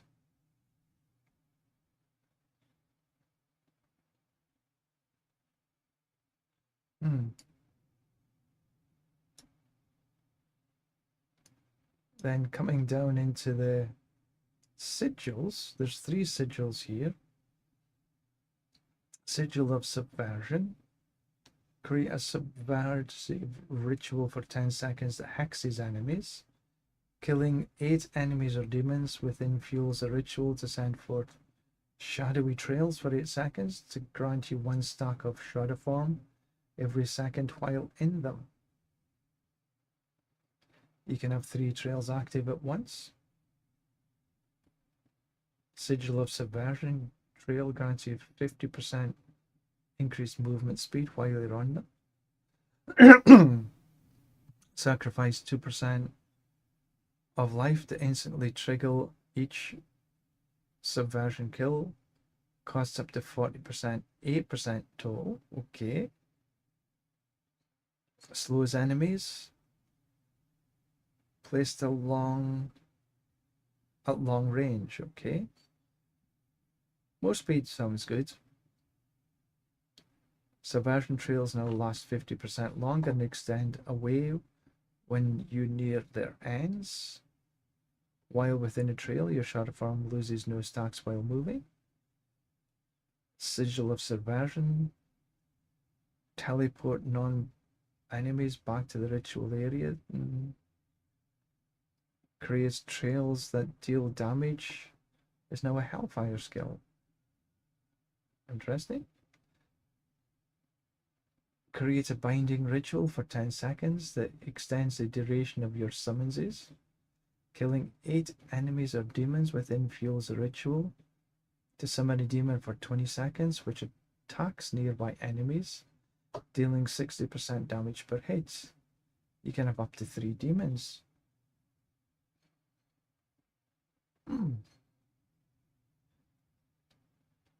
Enemies within the Sigil of Summons take 25% increased damage from your lesser demon skills. Okay, so you could cast that. You got all the other demons. Sacrifice 2% your max life to instantly pay each Sigil of Summon kill costs up to... No, I don't want to do that. Sigil of Summons deal increased damage but requires 25% more kills per summon. Sigil of Summon's active cooldown reduced by 3 seconds when your greater demons die. And that is 15 seconds. And you got 3 demons. So that would be an automatic 9-second cooldown reduction, which would take that cooldown from 15 seconds down to 6 seconds. And I'm guessing you could probably reduce that even further by some cooldown reductions. Sigil of Summons now summons up to 2 additional demons. When the Sigil of Summons these demons kill enemies, they gain 5% increased attack speed up to 50%. That's not too shabby. Sigil of Summons requires 12 skill to summon up to 2 Dark Succubi, which fire Abyssal Bloodstars, dealing 90% damage and inflicting enemies to take an additional 180 when they try to attack. Sigil of Summons now is an Abyss skill. Sigil of Summons requires 16 to summon a Hellworm that mimics your attacks by regurgitating related demons as you cast lesser demon skills. That's not too bad, actually. Sigil of Chaos. Create a destructive ritual that grants volatility while within. Killing enemies or demons within fuels the ritual's chaotic hellfire, increasing the chance for each enemy to explode for 30% damage on death. And then you can... Volatility now lasts 10 seconds after you leave. Sacrifice max life. I don't want to sacrifice my life. I don't think so anyway. Volatility and power cast within Sigil of Chaos counters 3. Yeah, I'm not so keen on this one so far. While within the Sigil of Chaos, you and your summons deal 204. Less of demons. This one takes my fancy.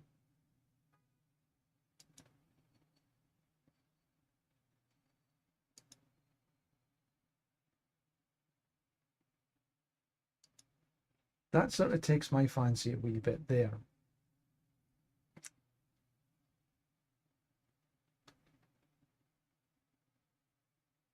Although the attack speed might be interesting. And then you come to the the ultimates. Summon a massive fiend for 15 that attacks enemies, dealing 250 per swipe. Increase damage for a nearby enemy. Increase the damage of your lesser demon skills by 20%. 25% against elites and bosses. Costs 30 dominance, but has no cooldown. But what you're limited there is your generation of dominance. So even though you've got no cooldown, the cooldown here is what? 60 seconds. But if you're not generating, if you generate dominance 1 per second, that's still quite a lot. But a possibility. If an enemy survives more than 5, each subsequent hit increases damage by 2 up to 60 seconds. This might be good for bosses. Fielded Abaddon now summons demon for 30 that attacks 300 per swipe. Recast to command the demon to a massive that pulls enemies in. Is now at a base recast. 500 damage. Field of Abaddon Fiend now summons a demon for 20 seconds that moves with you. It's now a Hellfire.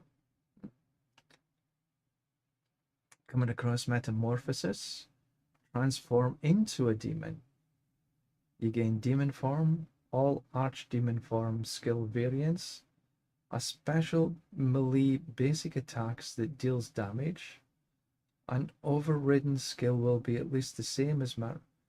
Yeah, but then I have to learn 2 sets of skill variants. I'm not so sure I want to do that.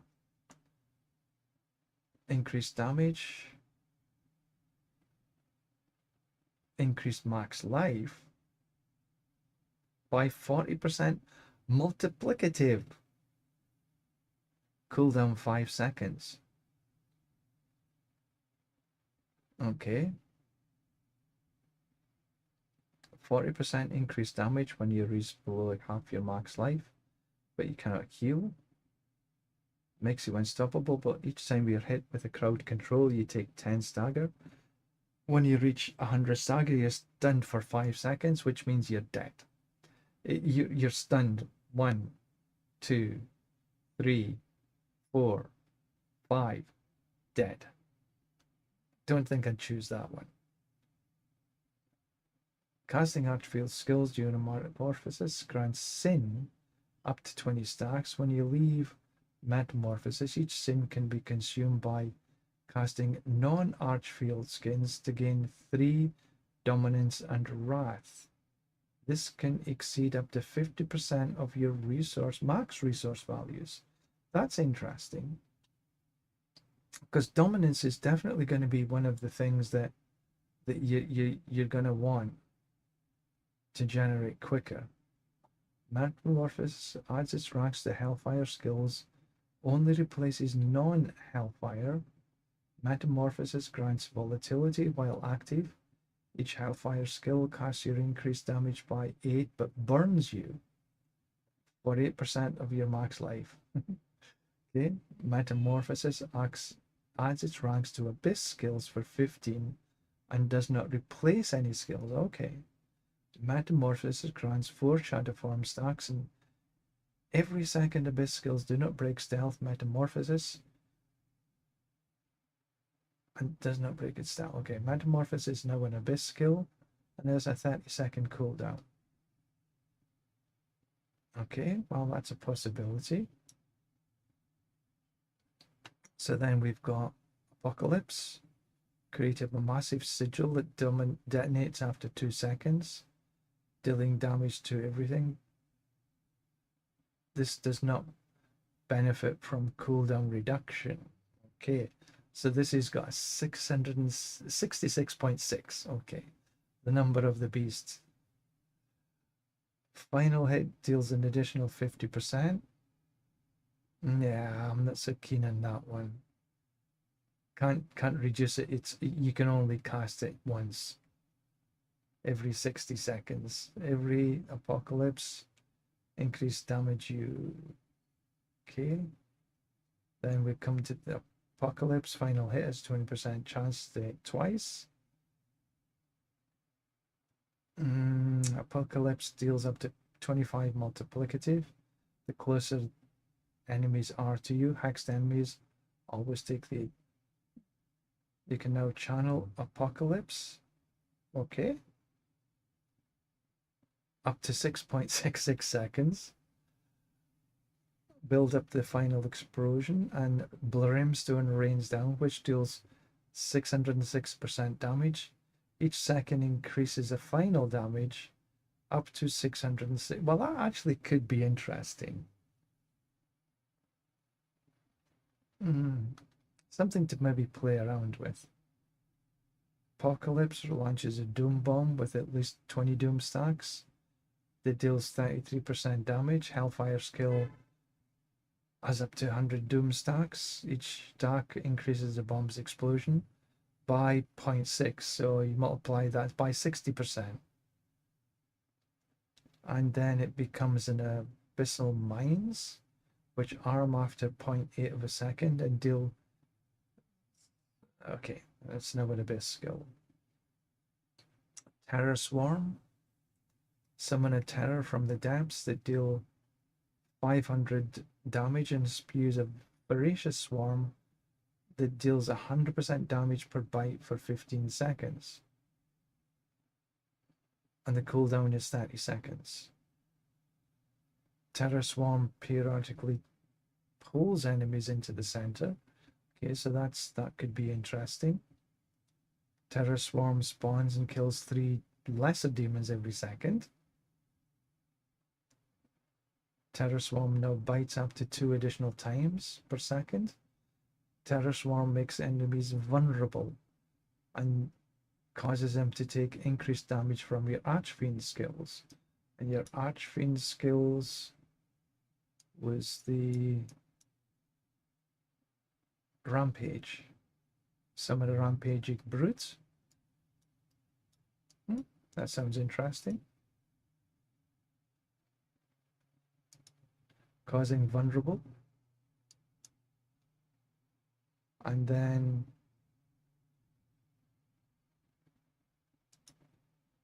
not sure if that one or pulls the enemies into the center. Terror Swarm stays around you and deals 100% damage per hit. Terror Swarm is now a Hellfire. Terror Swarm starts smaller and weaker but grows 3 times as it feeds on enemies. Reaching its maximize, splits off, and another smaller something can have active 3 swarms. Terror Swarm stays in place and 75 damage per set. Recast to command the swarm to move to your target is now a recast. Quite like this Terror Swarm stays around you, because if it stays around you and you're wanting to move quickly, you got 100% damage per hit.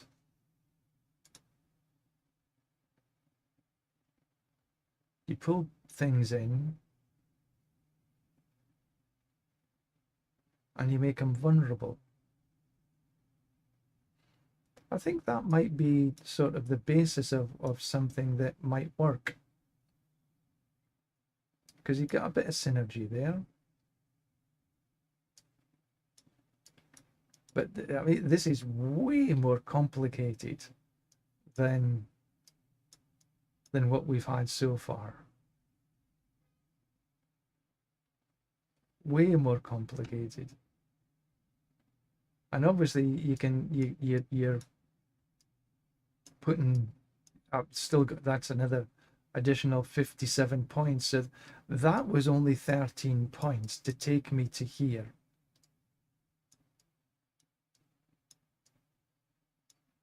If it works this way. I don't know whether this is just working like this and everything's open, or if you can just do as I've just did. Because 70 points maximum, that's only 13 skill points that I've put in to get to the ultimate. So I don't know if this is how it's going to work, but this is definitely a lot more complicated than what we have in the live server right now. But it's this is going to be interesting.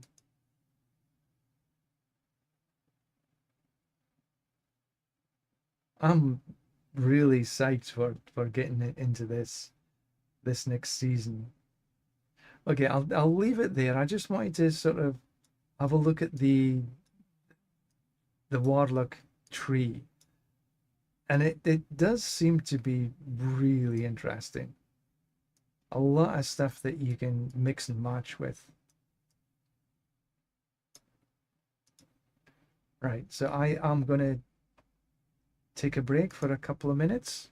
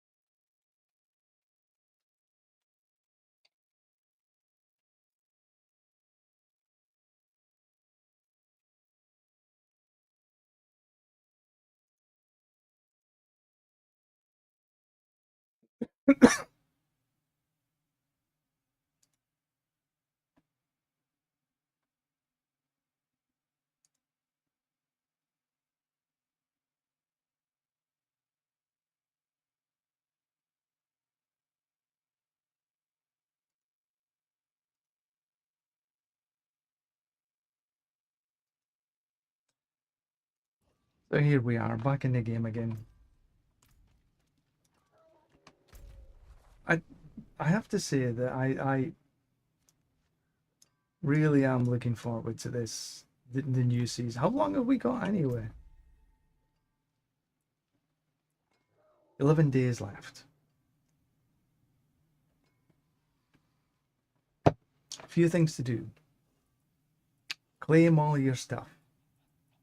All your cosmetics, including the Doom stuff. Claim them all. You'll want to do your cosmetics. I have completed everything. Do it free.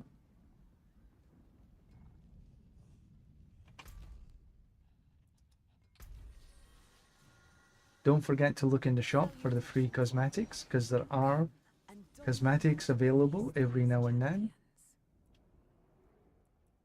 I've taken mine already.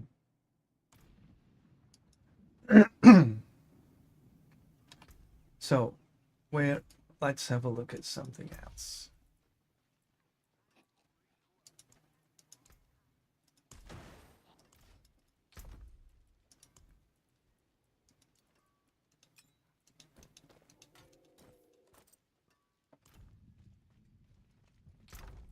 We have still some boss mods. See if we can get some more things, some upgrades, perhaps.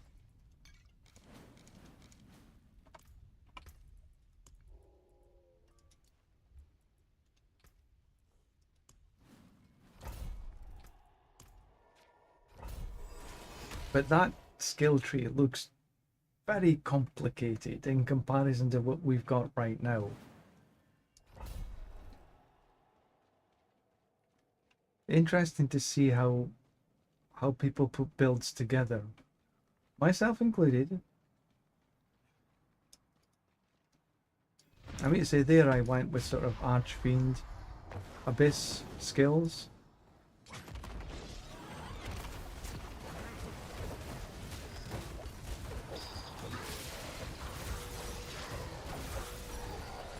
It was easy enough. Just have to keep off these.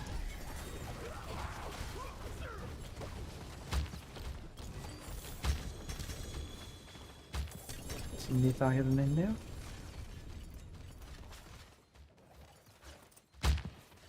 Oh, triple GA. Oh my word, I've got 200,000 fresh meat. I should really use it. Use it or lose it.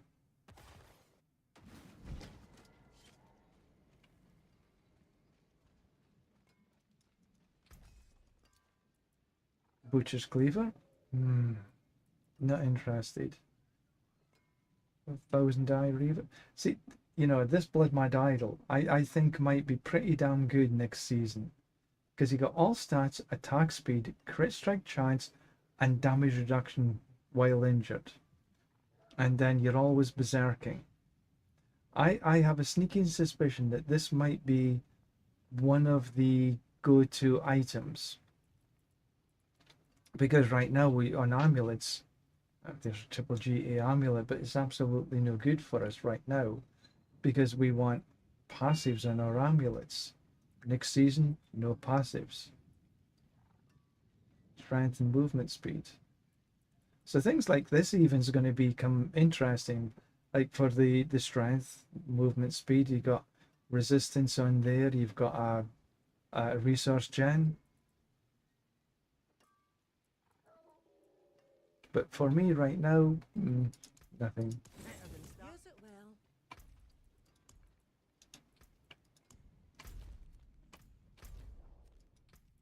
Griggs.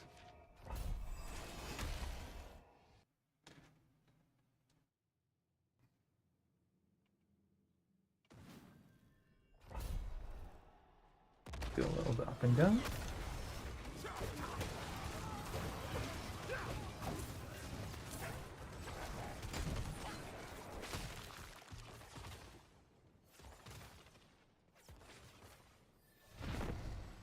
We've still got plenty of time in Arbiter form.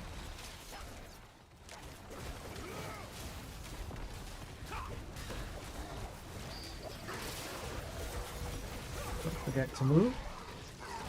You have to move every like 2 seconds. 1 second, 2 seconds, so.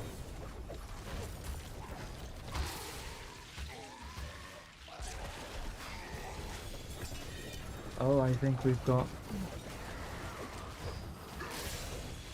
Yeah, we do. I hate this in the middle. Ooh.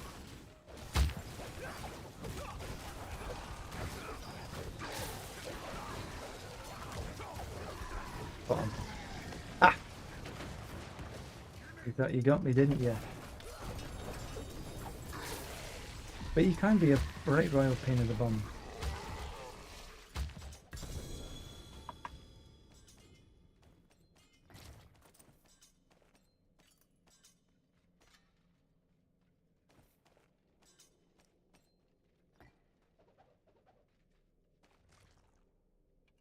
Okay, back to town we go.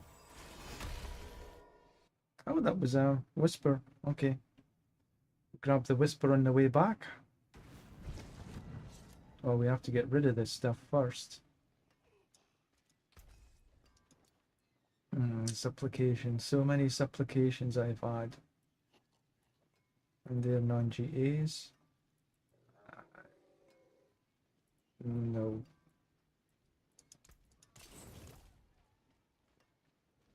So we'll grab the... to Chaos, I think. Back into the pit. Well, Grigor's Chamber of Penitence.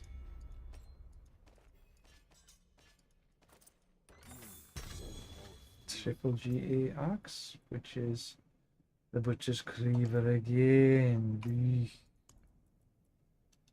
Oh, we got the broiler again.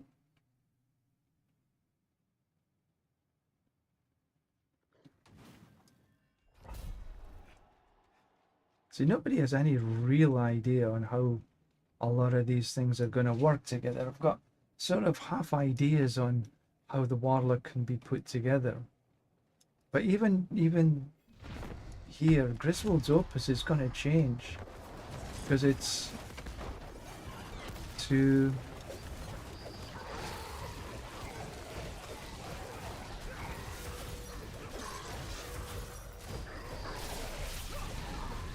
it's passives. You got 2 passives there. So, you know, there's no passives in the skill trees. So unless they're going to introduce passives somewhere else, things like this is going to change.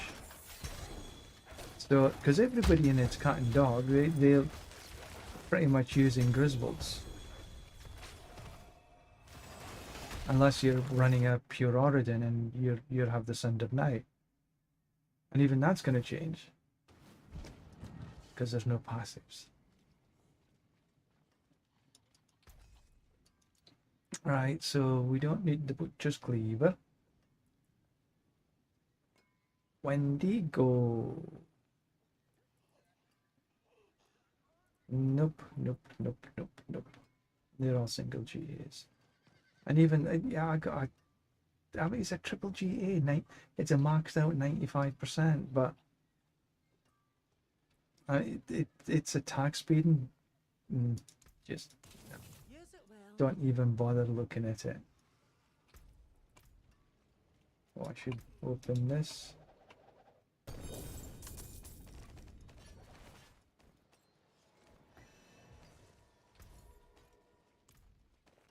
Gloves. Don't think there's anything here worth keeping either. I'll keep my forge hot. Return soon.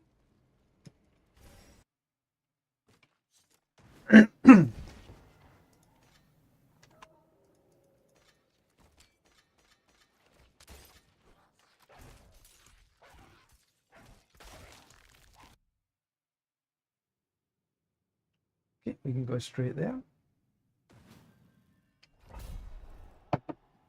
And to see how we can deal with Duriel.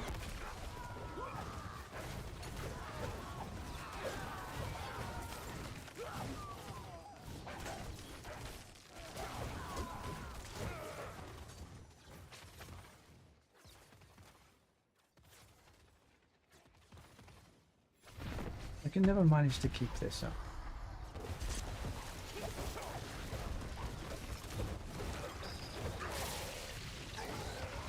Right, he'll throw his rocks. And he breathes. And as long as I can... yeah. Come back here. Oh, damn it, he got me. I should have moved. Yeah. Yeah, that's one of his attacks that, unfortunately, he just gets me every time. I just need to avoid that attack and it's fine.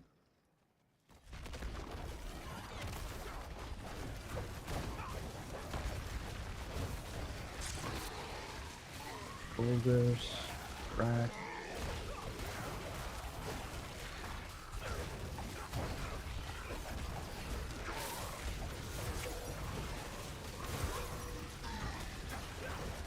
Oh, bollocks, I thought you got me again there. Missed me.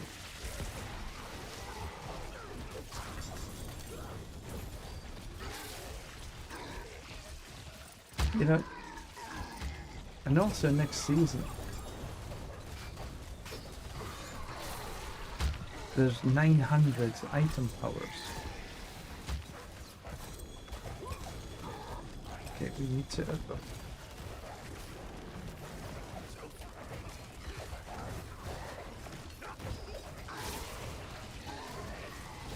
Oh, damn it.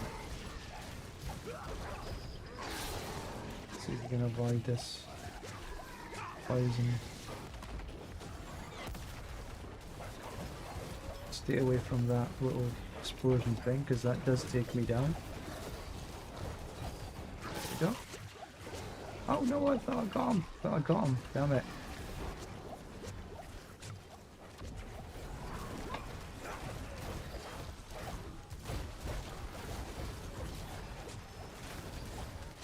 These little things here, they take me. Got him, I think. Did I get him that time? Yeah. Oh, butcher. Stay away. Oh, right, okay, so I need to go back to town?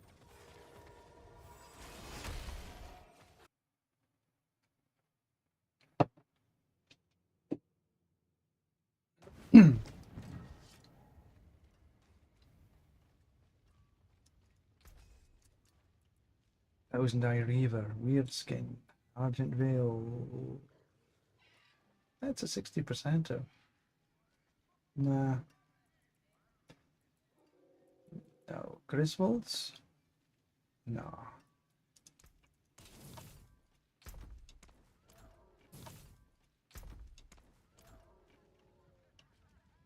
Now there was a whole bunch of stuff left on the floor that I'm going to pick up.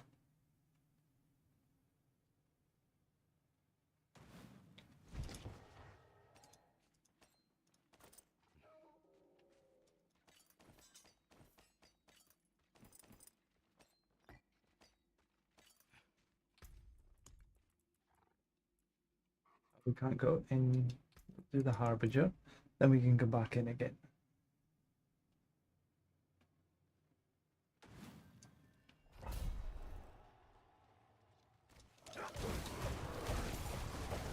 I'm not going to jump on them yet. I want to keep my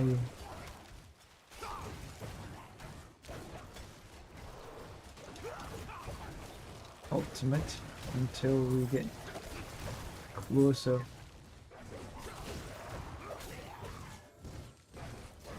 So I don't run out of time in Arbiter form.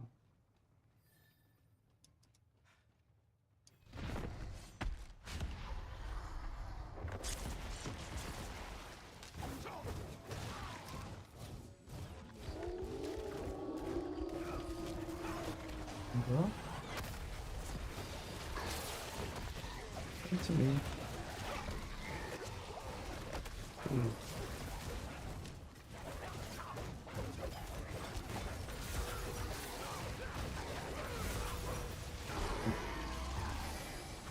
Got him, got him, got him.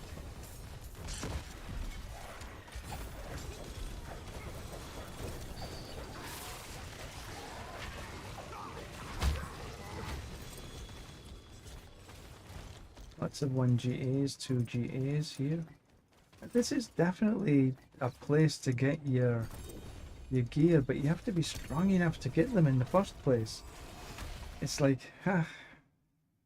and these are only T7 bosses, and next season we're going to T12. I think T12 might be aspirational, not that they actually expect anybody to get there. Argent Veil, Strength, Core Skills. 49% though.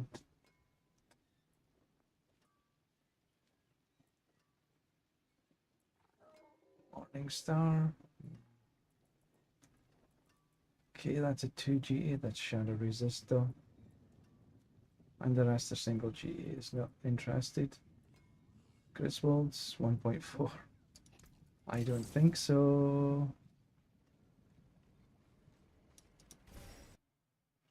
Yeah, but the if you've had a look at a lot of the videos and things like this, you'll see that the base for a Griswold, for example, here it's 800 item power. Next season it's 900 item power, and that was without GAs. So if they keep up the way that it's going like now, maybe it's going to change. Whereas the 750s is without a GA, 800s is with a GA. If it's now 900 without a GA, maybe it's going to be 950 or 1000 with a GA. Maybe. Maybe. Don't know. Because I haven't said anything yet. My guess is that there will be, maybe a week before, a campfire chat.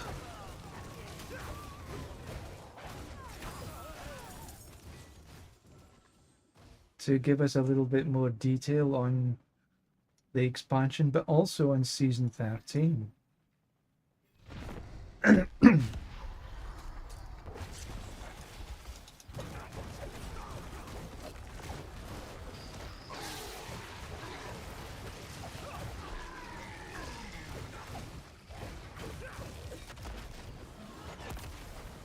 Oh, I'm supposed to be fighting Uriel, not the Butcher. That's better. Got on board.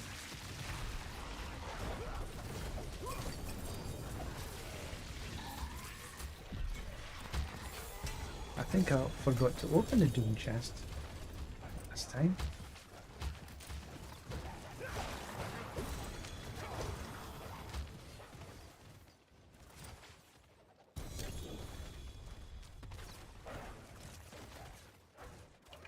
Okay, well, I need to go back.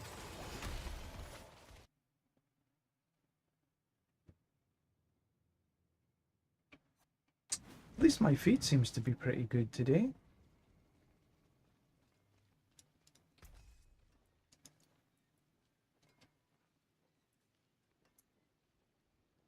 $130. No, thank you.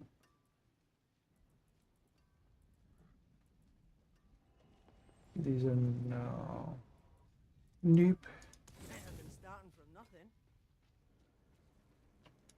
And of course, next season we're going to be able to filter these. But what we won't be doing, the filter doesn't auto salvage. It just ignores.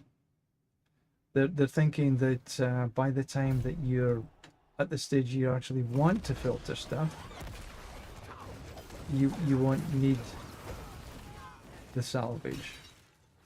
And I have to admit, I don't need the salvage right now, but I just don't like leaving stuff on the floor because it annoys me.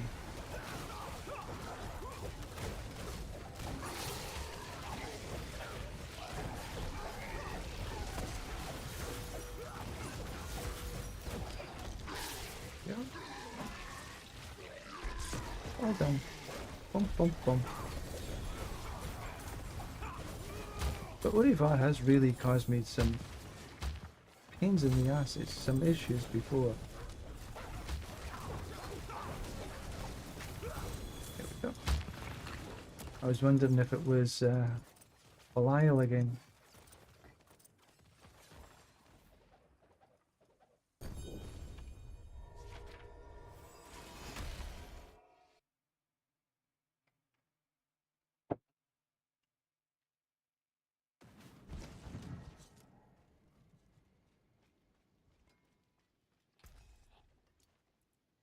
God Slayer, cooldown reduc, Soul Brand, Frostburn. Then we come into 2 GA, then 1 GA, and we don't need the 1 GAs. Pain Gorgers, bye bye. What's left, you ask?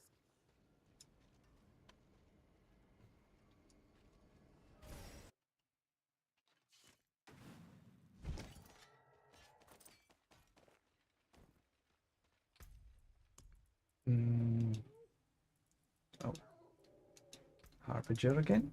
Back into the Harbinger, then back into Uribar. We'll do the same again. We'll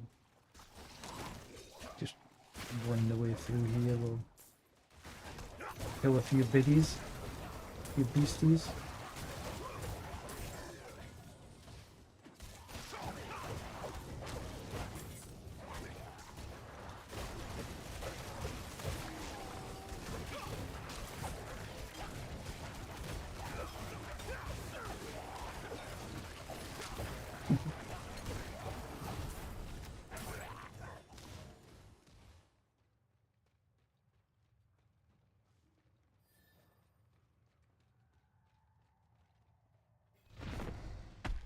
Never get the kill streaks to last.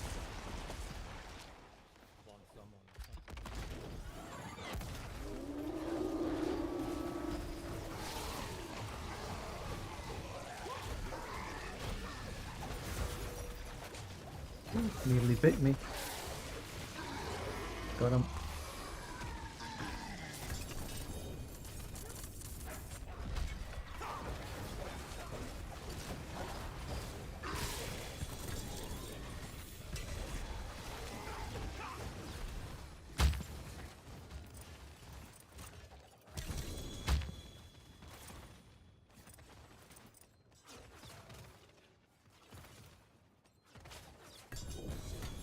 Pull up. Bowie, good morning. How are you this fine morning? Snowing? See some steel you need? Judy Kent. Oh, Griswold's 1.5. Blue Owl. Tybalt's. No. Heavyweight 1.9. Nah. Use it well.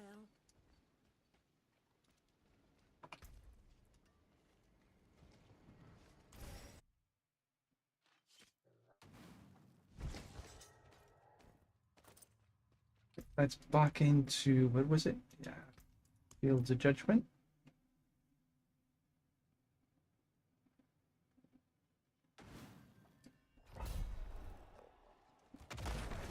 Oh.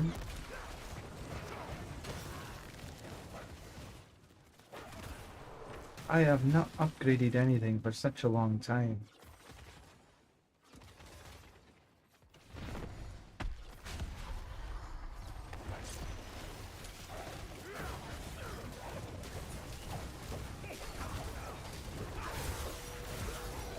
Oops.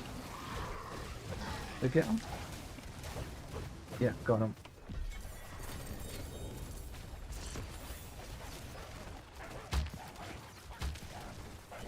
OGA maze that is absolutely no good to me whatsoever. But I might take it through to the Eternal. No, I don't play Eternal, that's the thing. So everything I've got in Eternal is just sitting there. Eek. Long work week ahead, 16 hours done yesterday. Oh man, that's a long time. Sunny there today. Cool. Judy. I've had so many Judicants. Look at that. Strength, max life, damage over time.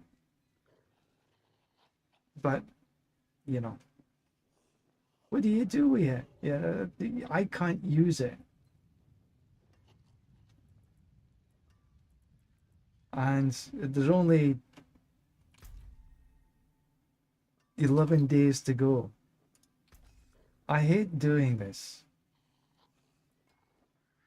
but What's left, you ask?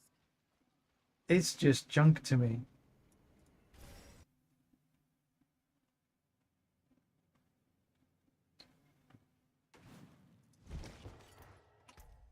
Let's see. Broiler.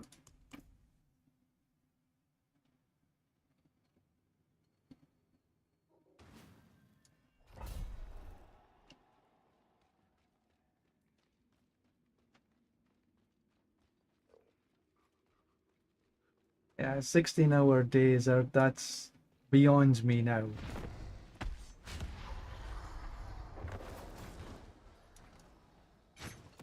It's up and down here.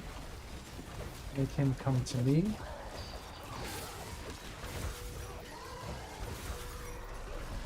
Got him. I found that having him come to you, because he does come to you, is a much better scenario than standing in the middle, like I used to do. Oh, we've got Beliar. We just need to miss them. Got him.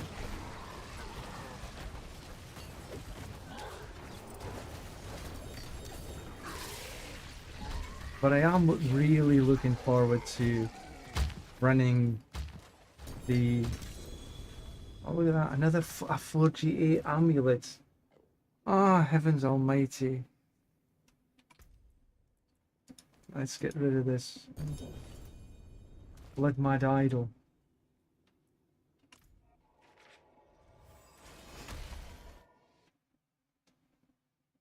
I am generally okay, a little bit tired. I've been traveling these last 2-3 days, and when I travel I don't sleep particularly well. All stats, attack, crit. 100, that's a... I'm gonna keep a hold of that. I know what I just said, but I just keep a hold of that. Life on hit, damage.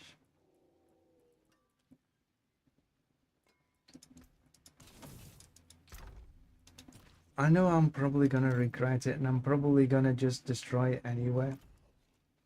But yeah, as I was saying, I have been traveling, and I never sleep very well when I travel. And even the first night home, which was last night, I woke up at 4 o'clock this morning. Oops, have I? Yeah, I finished that. So I'm a wee bit tired.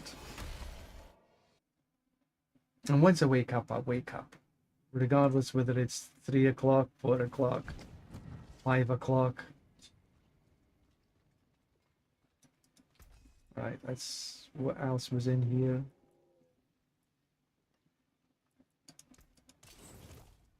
But I have been looking at some of the... Ooh, look at that. That's from all the boss kills. But not one legendary amongst them.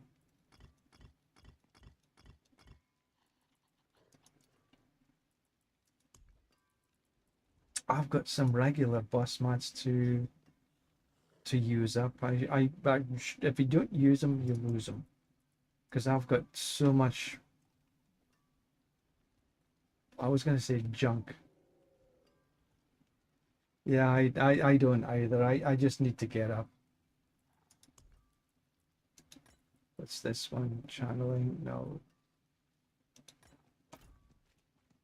Let's just get rid of this little lot.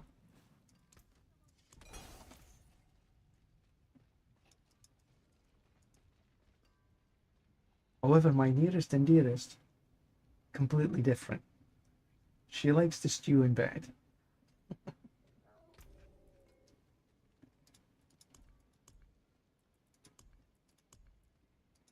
I should really try it. Stygian's.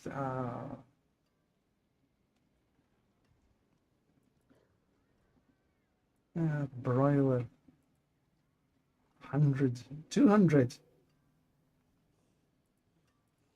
I've just been there. The difference.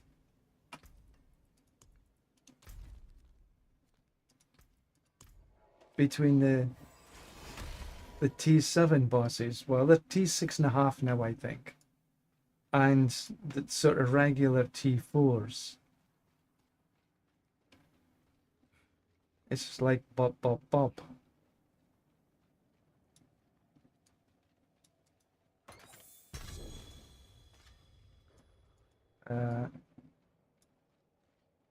What? Oh, because I was just here, wasn't it?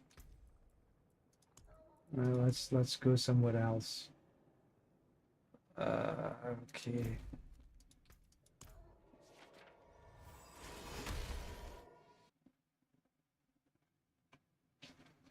But here is been thunderstorms. This is the rainy season here, so it does rain a lot.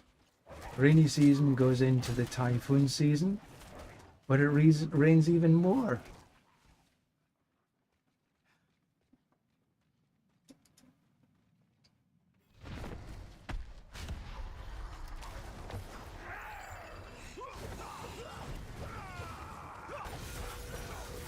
I didn't even press any of the stuff I would normally press. That's how easy these bosses are.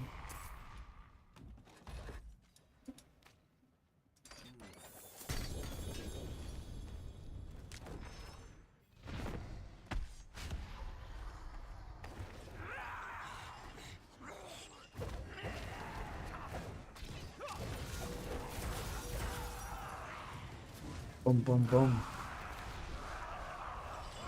But I had a look at the skill tree for the Warlock this morning. Or just before, actually, and it's very complicated. It's going to be fun trying to put a build together.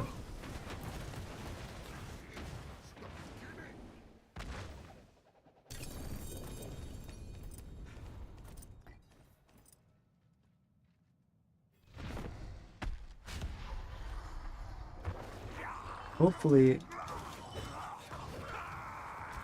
Blizzard will do a campfire chat sometime next week.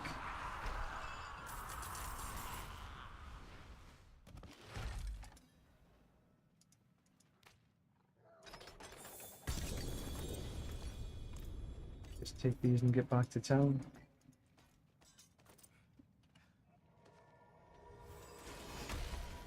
Because everybody's ready for this next installment.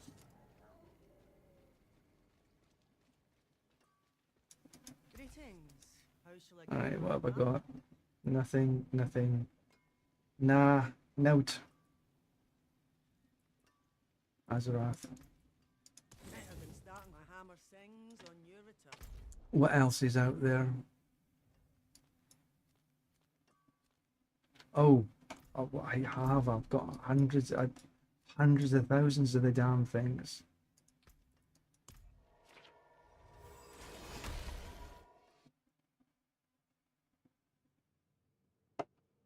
Now this is something that you need to do if you need to spend your fresh meat. Don't spend it, you lose it. So use it or lose it.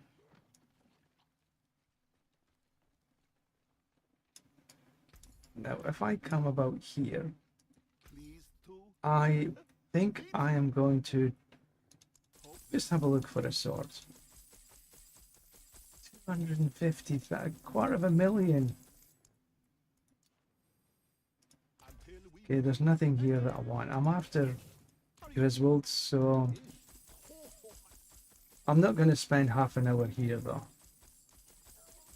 I'll do maybe a few shot of Parathil, you know.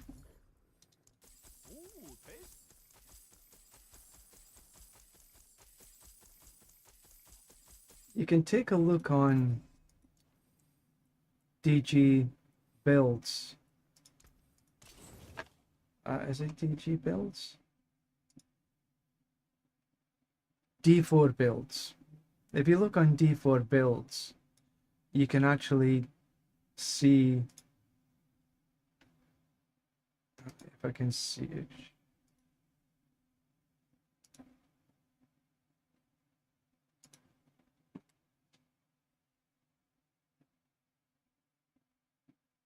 I'm just checking, see if the. So this is the Warlock skill tree. And I've sort of laid out, as you see, there's 57 points remaining. And if this skill tree does what it's just did right now, I've got an ultimate in 13 points.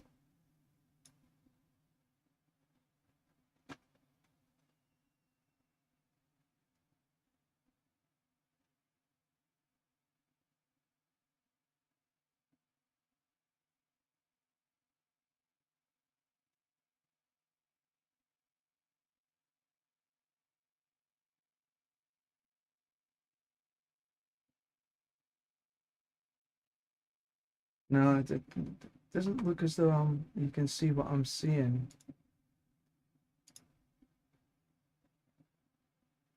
Which is a bit strange. Oh, I know. That's better.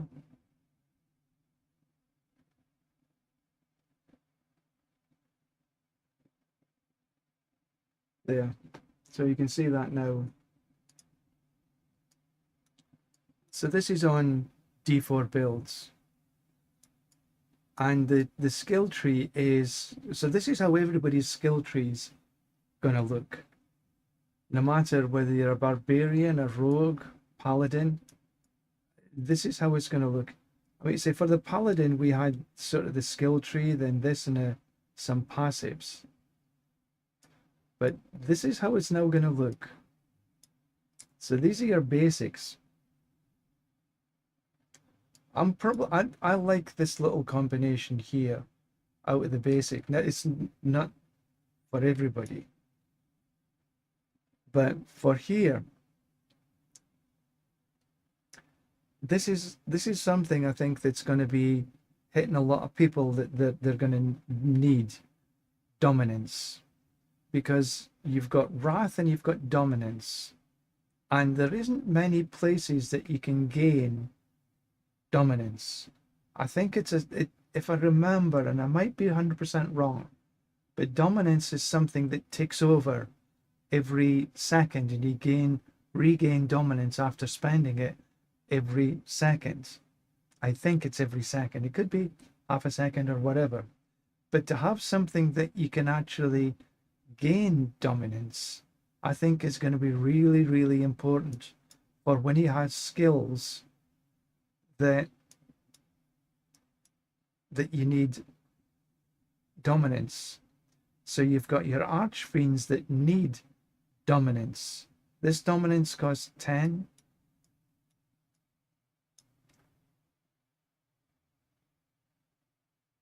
And that's just a straight cooldown. And I think these are just straight cooldowns. Yeah. So for your archfiends, you need dominance. So you can, if you have more dominance, you can cast this more often, because it's about dominance, not about cooldown.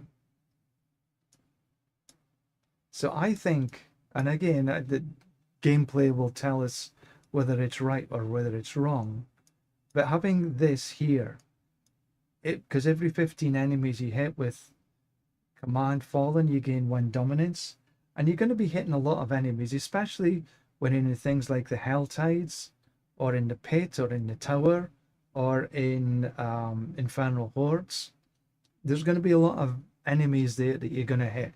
So hitting 15 enemies is going to be naut. So here you've got an additional wrath for every demon or enemy you kill in the last 2 seconds, up to 5 wrath. And here I've got command now summons up to 3 fallen grunts for 20 seconds. So you got 3, and I think there's 1 here. So that's 4.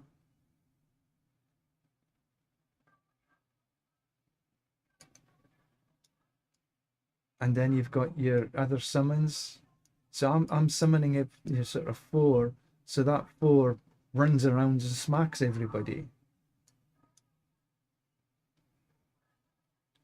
Because this is every 15 times you hit an enemy, not kill, hit. So I like this. I think this might be a reasonably good combination. Then this is an abyss skill, so it's sort of figure on an abyss skills. Dread claws, increased damage up to 100%. Increased damage with the first claw strike when attacking from stealth, because this makes you go into stealth, I think. And then the claws are cast around you. So because I'm thinking of speed farming first.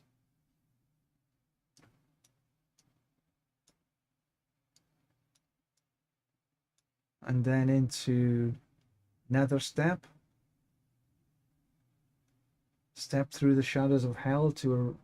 So this is about speed, I'm thinking. Damage reduction.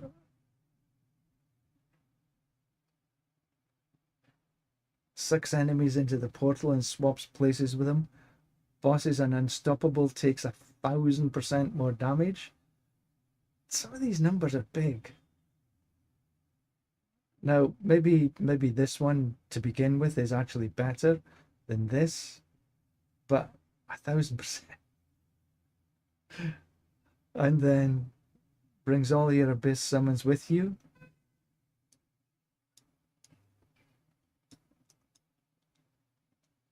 And then you've got your Archfiend, which is a summon. So the Archfiend gets brought through with you.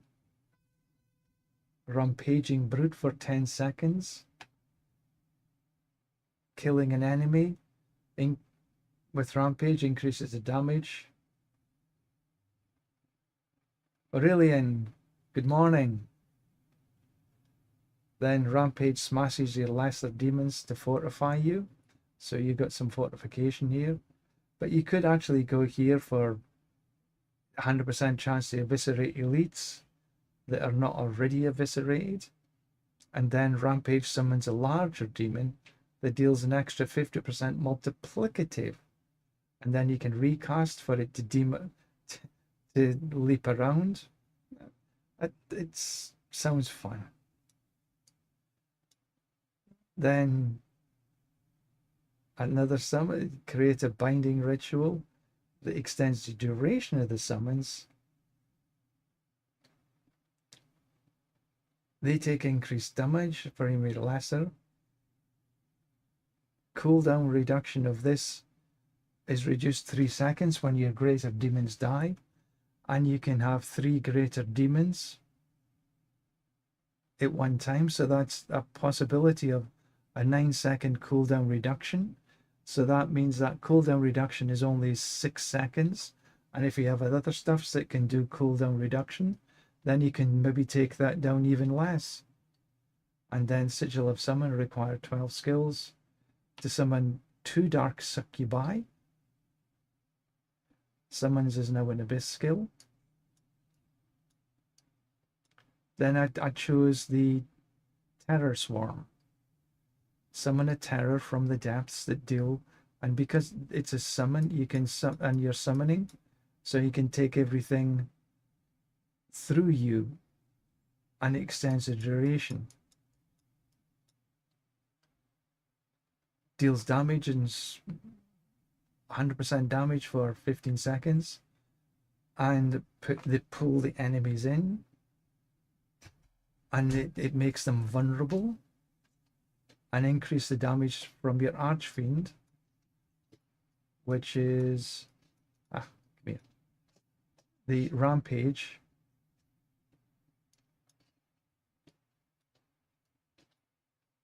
And then they swarm around you. So I'm thinking that for speed farming, this actually might be pretty good, you know, for leveling, and also this might be pretty good. But all of this, that's only 13 points. And if you can open the skill tree just like they've got it on DG builds, I don't know if this is going to be true or not, but if that means that after 13 points, you can get into your ultimate. Now, I'm not sure exactly how this is going to work in gameplay. There might be like how it is right now. You got to have certain number of points to open up the next tree, the next sort of branch on the tree.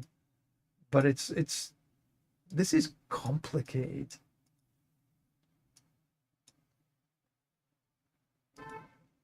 And then you've got your soul shards.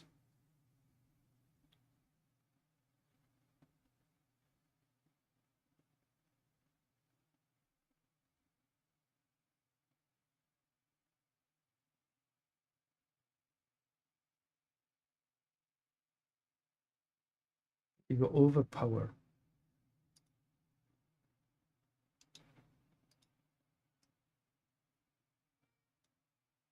Yeah, I don't know how they work on heal. And you got your... Anyway, so there's a lot to be... And that, you know, I was just looking at this skill tree in particular. But that's complicated. Now, you've got this complication for everything. Everything. All right, let's get back to the game.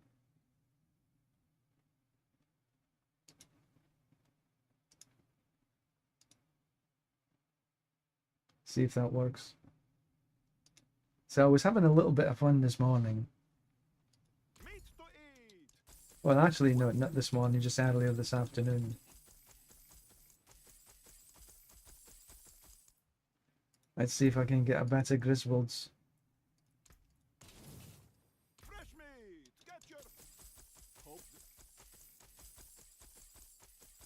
I got way too many of these to... Griswolds, 1.7. 200 and... Ugh. But, you know, if you don't use them, you'll lose them. I've got some blood.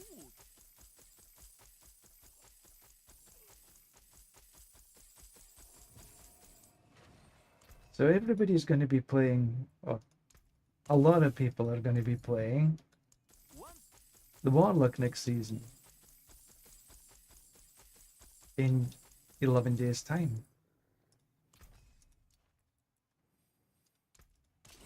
I've got some bloody. I'll take this down to 200 and then I'll do something else.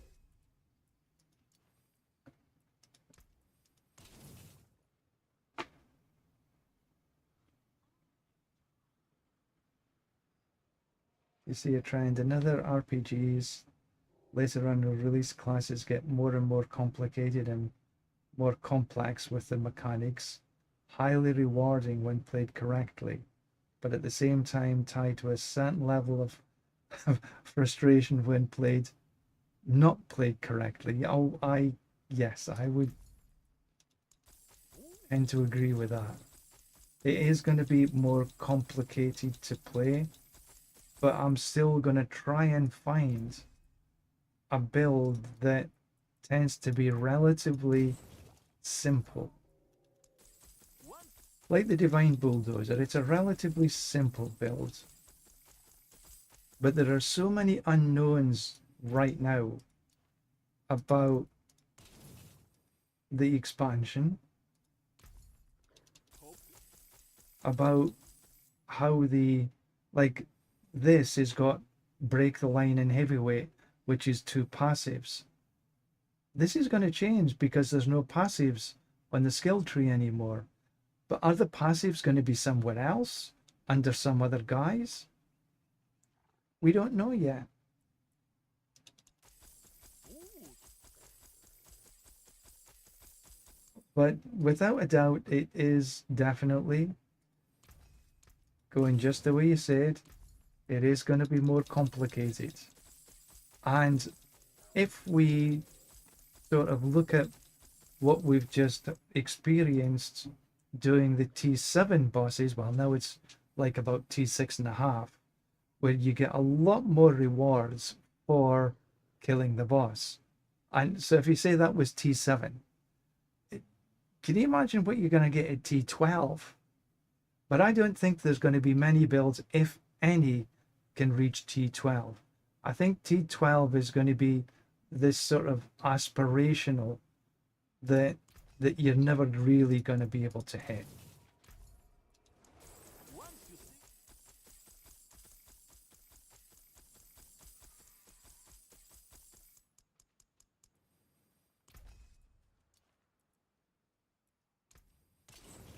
Sorry, the collections tab, the Codex of Power and the challenges, they'll reset with each. Yes, they do.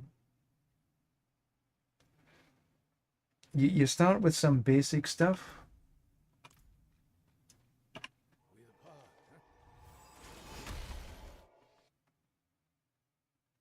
It doesn't reset to 0.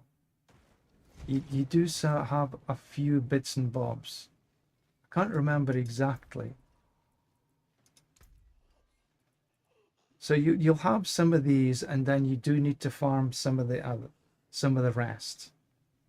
But you get some of this the aspects, but you will not get them maxed out. You'll have to max them out like we've had this season. And some of them you will need to go and find. Like for the Warlock, my guess is everything you're gonna need to find. And you generally find them in the dungeons. Like this add your arrow storms deal 45%. This is aspect of arrows. So you go there, you'll get this.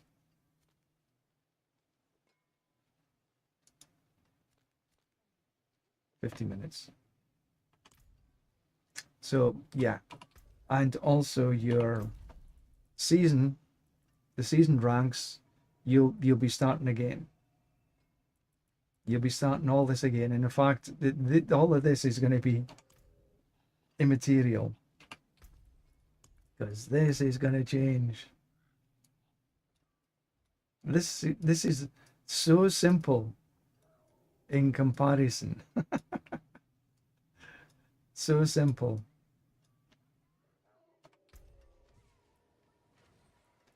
And the Paragon, the glyphs will probably change as well.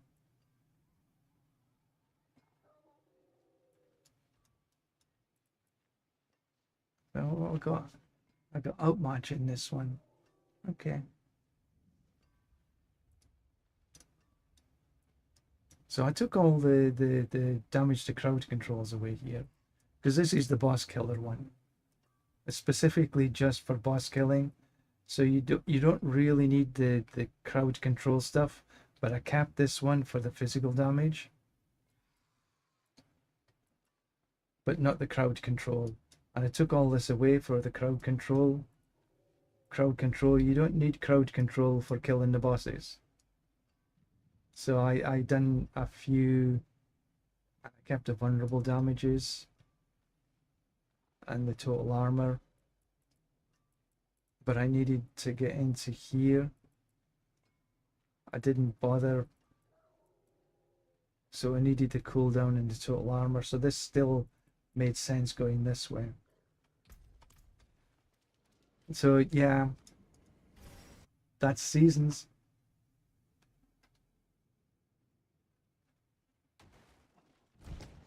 The only thing that's really stayed unlocked is the altars. Once you've got the altars, they've stayed unlocked, and the tenants of Akarat, and when we come down into Skovos, they've got more tenants. I don't know what they're going to call them, but they look like the statues of Lilith, but it's probably going to be called something else. So you'll need to open them. Before they gave you a lot of power, but now not so much.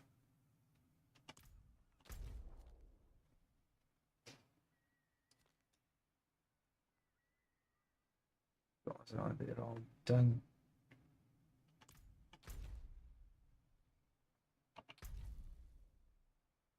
Yeah, I've actually finished everything here. Minor miracle.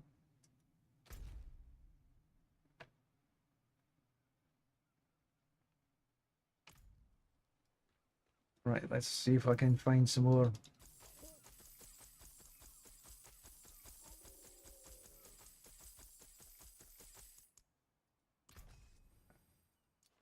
Rubbish. All of it rubbish. Once you see how the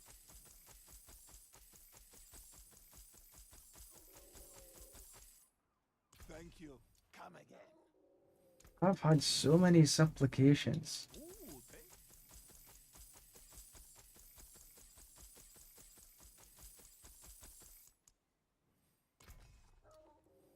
Oh, Griswolds. 1.4. Now I don't care that I'm using up all this, and you can actually get a mythic dropping in here, till we meet again. but I'm not worried about a mythic. Hope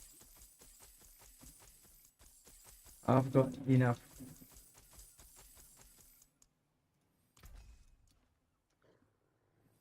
As a wrath.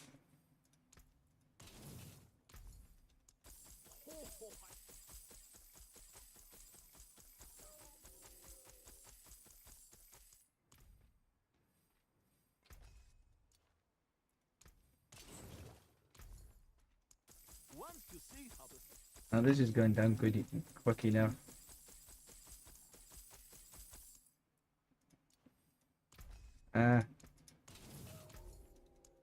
Ooh,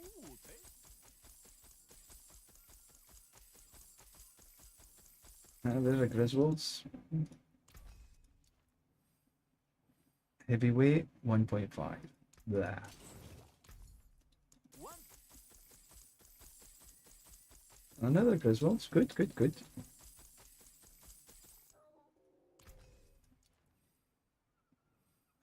$1.3. Evans.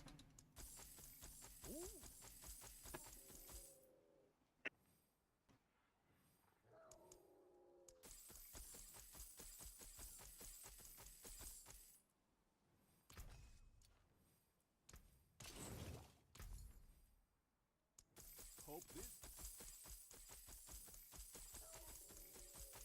In there.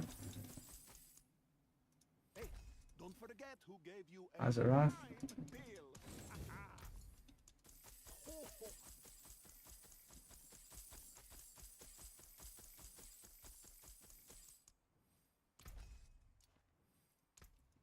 Alright, let's see how many of these I've got. 20. Wow. Well, this will give us more boss sigils.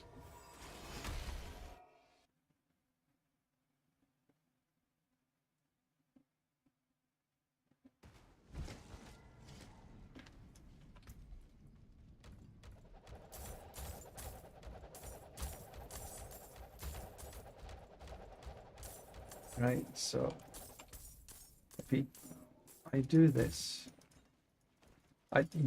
there is some way that you can just sort of spin your wheel and it'll pick up things a lot quicker. I just haven't figured on how to do it yet. Bards, good morning, good evening. Good evening to you. How is it in sunny Canada? cold. No, I'm here, I'm here. There is magic in all things. Cold is what I'm guessing. Don't need any of these. Ruby, opals, equipment.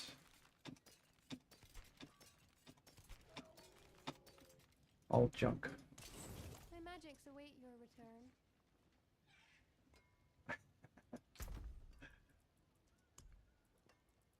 Oh no, get rid of these first. How shall I guide my Okay, all 2 GAs, never mind. Put these away. Spring is in the future, warming up slowly.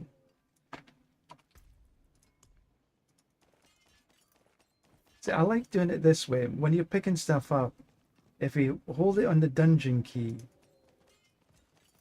after it picks up all the gear, then it starts just to pick up the keys like that. And when you're at the end, it's easy. Magic is neither good. Right, let's see what we've got this How time. may I help you?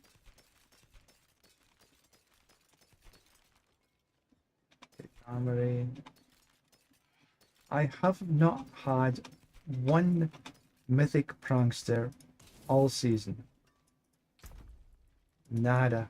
Nothing.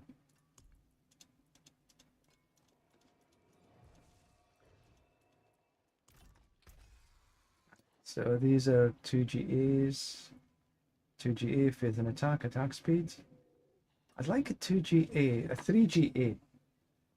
Strength, attack speed, crit strike chance.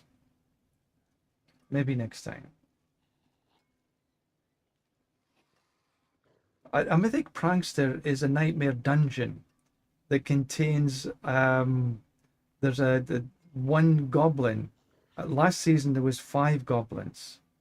No, 1 goblin that dropped 5 mythics. But I think this season it's only 1 mythic. So that's a mythic. That's why it's called a mythic prankster. They drop mythics.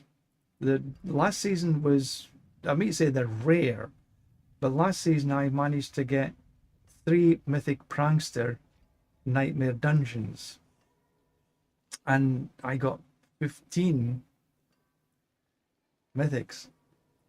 This season I've had 0.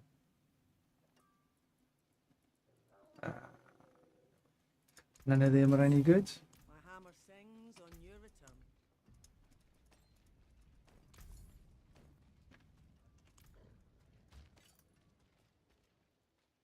So what did we get here? Note. All items. Use it well. Oh, just get rid of that. The wonders of sanctuary at your All keys. fingertips. How may I So yeah, mythic pranksters would be a nightmare dungeon, and it's like a purple in color, and it says instead of heraldic strong room it would say mythic prankster. Yes, it's a nightmare dungeon sigil, but this season I haven't had any.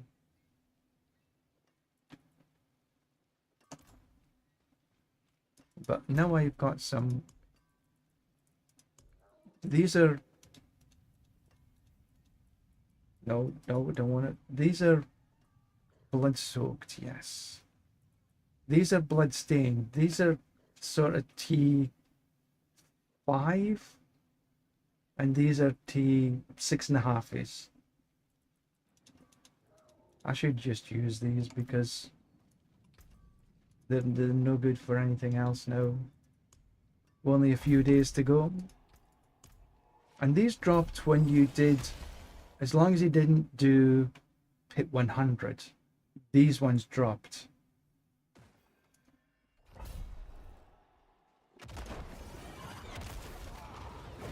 But as soon as you done pit 100, the more difficult ones dropped. the blood soaked. And the blood soaked are about, they were T7s, but now they're about T6.5s. So he'll do the little boulder things first, and then he breathes, then we can go kill him.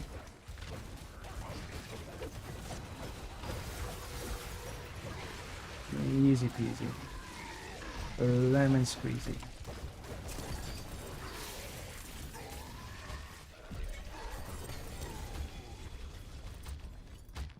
And, you know, they give you some reasonably good, you know, you got this much.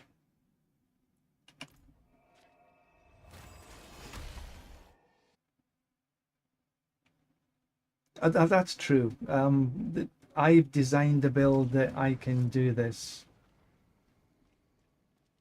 But I still get killed, even on this build. So there's nothing here. And then, so this will be, where, broiler, do I have,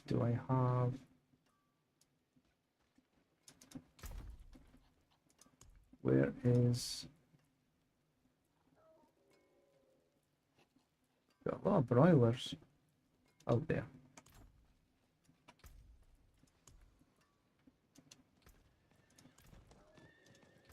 And this is blood soaked.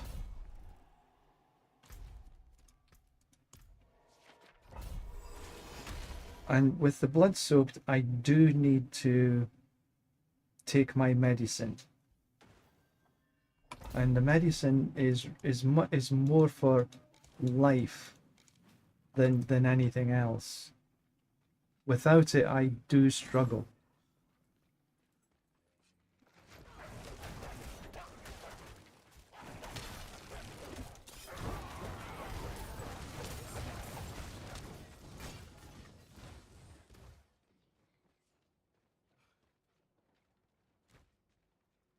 Right now, this is some of the hardest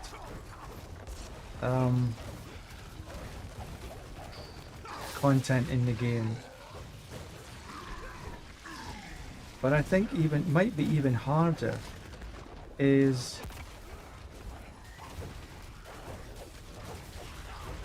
Infernal Hordes at this level. I think nobody can do that. Oh, bugger. No, got him. I thought he just speared me.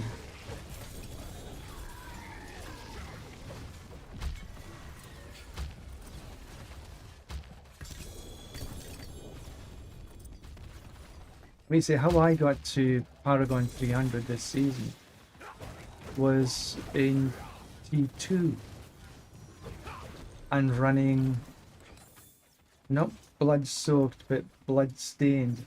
Now you see the difference in gear that you get. You get a lot more gear, but you're also getting a lot more GAs in legendaries as well as uniques. And that's the big difference between doing sort of the blood soaked versus the blood stained. Right, what did we get? Actually get Azeroth, Godslayer, Colton, Argent Veils. None of them are better than I've got. So they're all 1 GAs. Godslayer, all stats 32. But unfortunately, nothing is still Hammer sings on your return. so for the Infernal Horde's compass. You needed to make sure that you kept this as blood-stained, not blood-soaked, because the blood-soaked are virtually impossible to do. And the blood-soaked dropped after you'd done Pit 100. So as soon as you'd done Pit 100, everything stopped being blood-stained and everything became blood-soaked. So all of these bloodied stuff, they were after pit 100. Thank you, Bars. But the Bloodstained are, for the build I've got, is relatively easy. Greetings.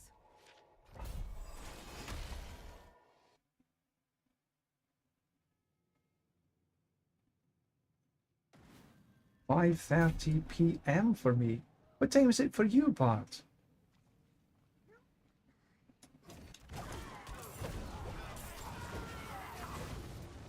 Are you 12 hours, 11 hours, 13?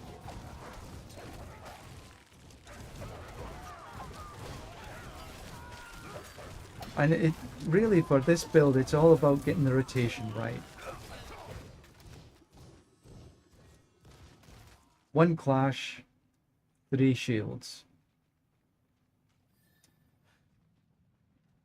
13 then I think it is. It's 5, yeah, it's 5:27 p.m. for me.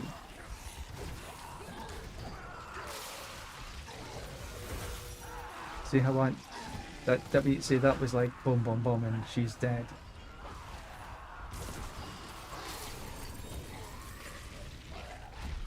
Now I did put the build together in a particular way to make sure that I could do this. But it is not an easy build to run.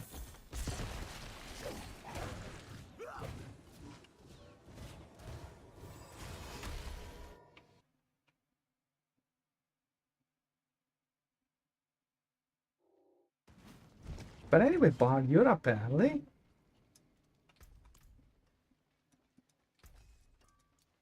I've got no GAs, single GA, single GA. No need to keep.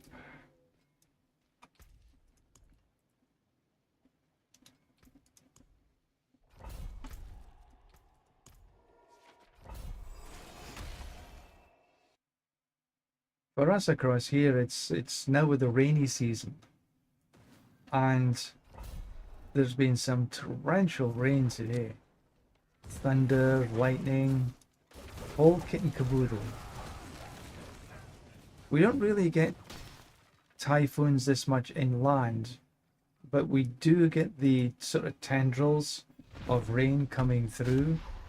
There hasn't been any typhoons here, but there's been just some torrential rain. I have a roof garden and all the everything is flooded. I need to try and relieve some of the flooding when it stopped raining.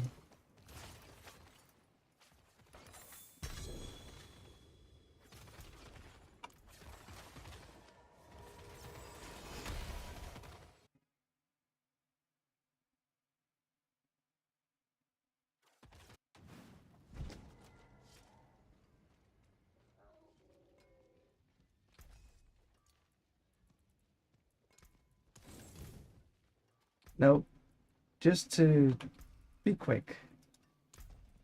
So for the skill tree, it's one into Clash, then into Blessed Shield, and into the Blessed Shield becomes a Juggernaut. So here, what it's, you know,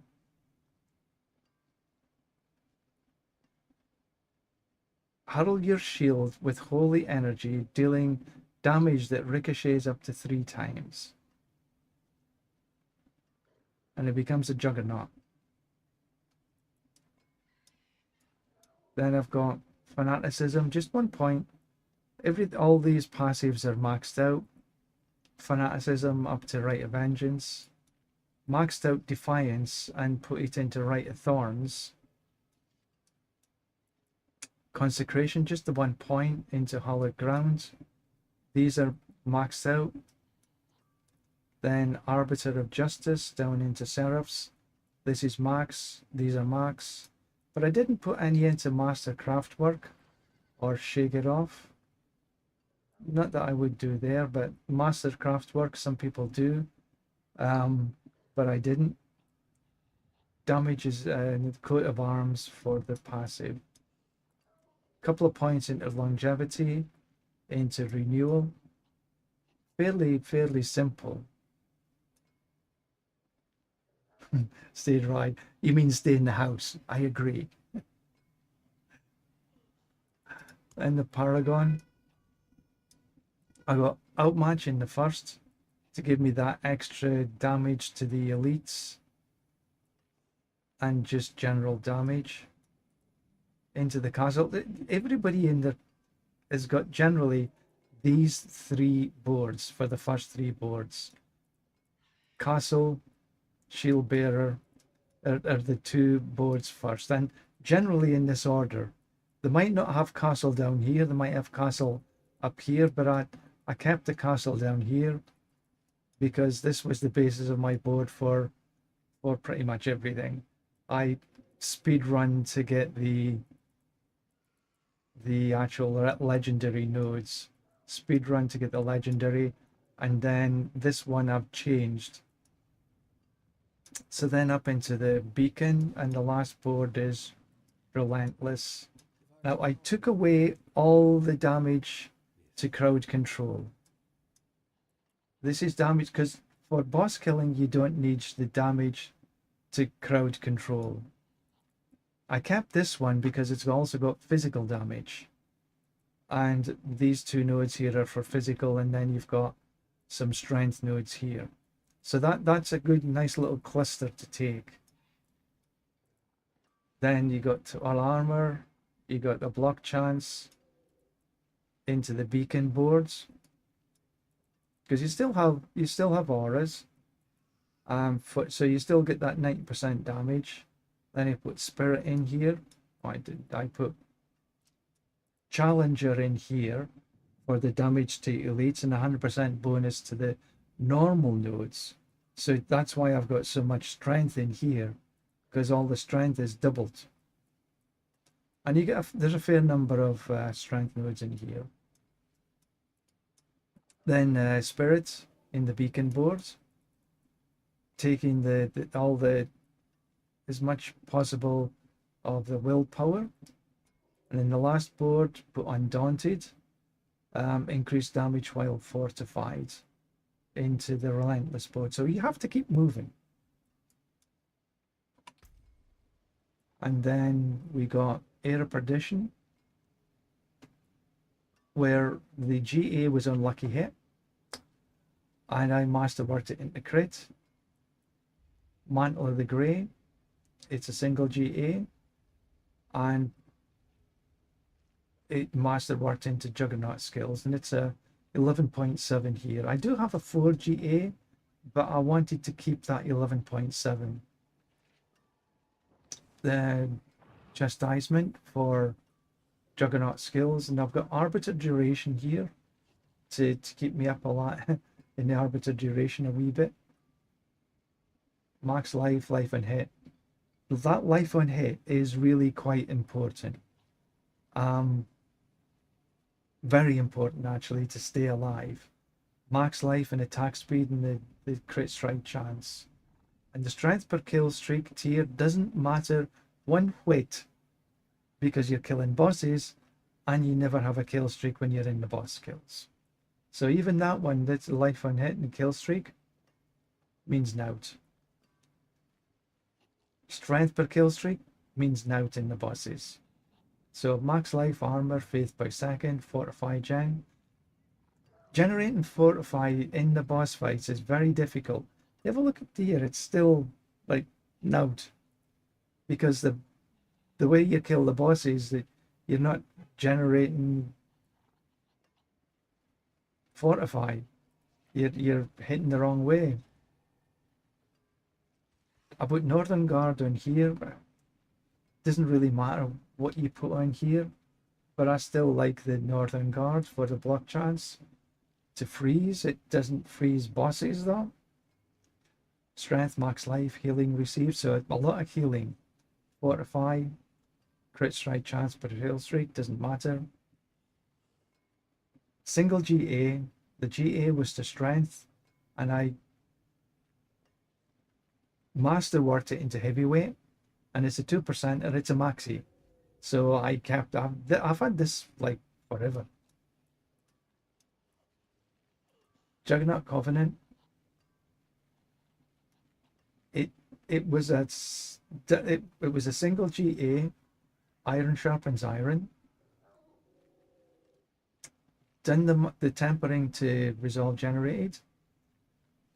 The other was max life discipline, and I re-rolled this into fortitude, so it became a triple, which is this is one of the best amulets I've like ever had.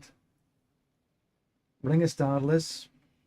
The GA was on crit strike chance, which is good, and then I masterworked it into attack speed. Utmost glory on the last. The GA was on crit strike chance, and I rolled it into attack speed. And the Ward of the White Dove is critical to the build as well. Chance for Blessed Shield to deal double damage. The Blessed Shield, and now it deals 172. I've got this one a few weeks ago. Increased damage. Casting another skill makes your next 3 Blessed Shield double this bonus and costs 7 less faith to cast. That's why we go 1 Clash, 3 Blessed Shield. 1 Clash, 3 Blessed Shield. That's because of this. And that allows me to kill the bosses relatively easily. So this setup allows me to kill. I still get deaded sometimes, absolutely, because my skill is so. But for the most part, this is an easy boss killer. But it doesn't do well in the pits, and it doesn't do well in the tower, because to do well in the pits and the tower, you do need to get these nodes all set up again. And probably look at some of the, instead of Challenger, you might want Chip or something like this, which gives you more damage, physical damage. But does me well. Let's do Zir. Oh no, Zir is in here. Figured on how somebody told me how to get this. What is it? In, and then you can teleport.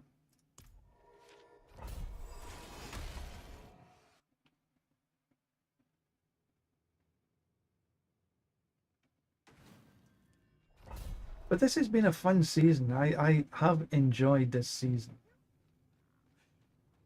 I know I said I was sort of going to sort of not play this season, but I'm happy I did actually. I've had fun.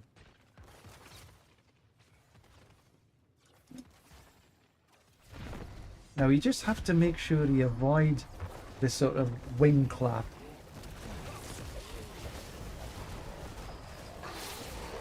Because the wing clap can actually one-shot very easily.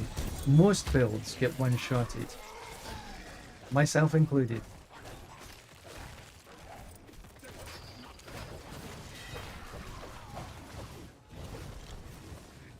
Oh, we got Belial. Belial's a pain in the right butt, because his poison is nasty.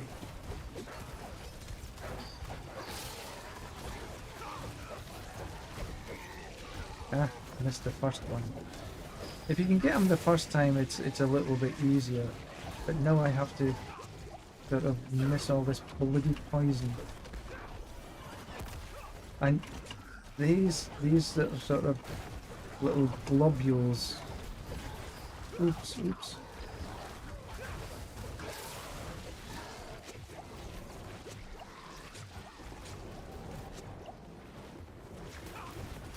Ah, come on. Where are you?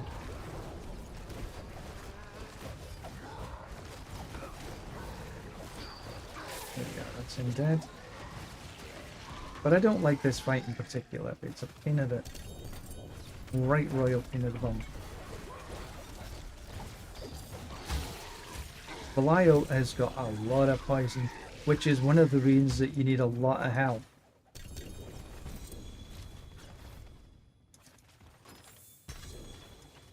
Okay.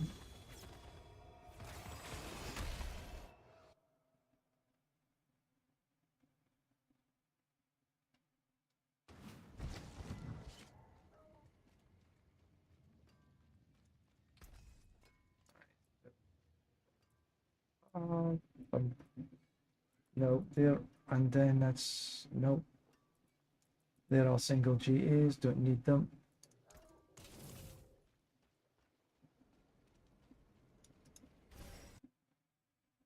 We've only got 11 days.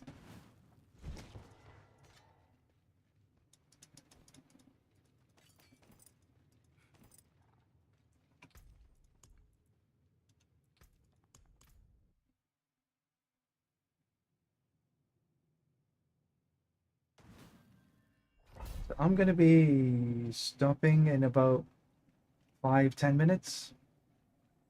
That's enough for me today, I think.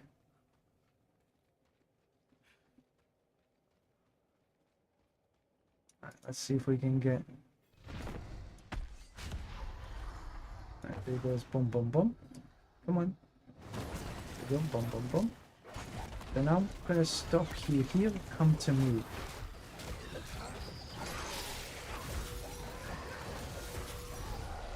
Much easier when he comes to you. Because if you go into the middle, and then you've got... He sort of starts whopping you in the middle, then his little grids start opening up on you. Oh, Belial again, bummer.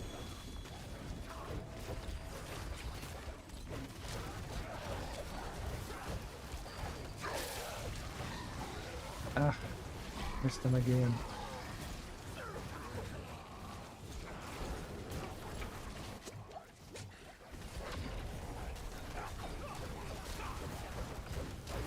Got him.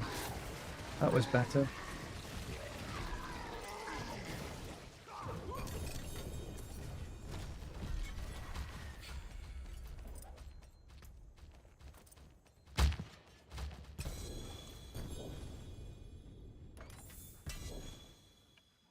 Two-handed sword we don't need.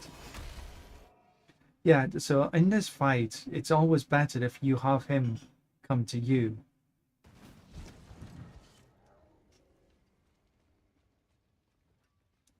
Greetings. How shall I guide my ham? Bloodmad Idol. I had a 4GA one of this drop, but that's a poor one. I keep saying this. I think next season, this could be a very, very nice amulet because it's got all stats, attack speed, and crit strike chance. And then you've got damage reduction while injured, which is good. And then you've got the berserking, but take 200% increased damage. But I think that this could be a tremendous asset. Shame that's all going to go across to the Eternal. What my hammer sings on your return. Is there anything? No. But you see here, I got 4GA1.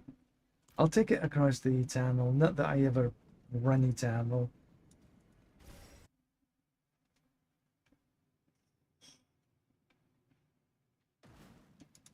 Let's pick up the rest of this stuff.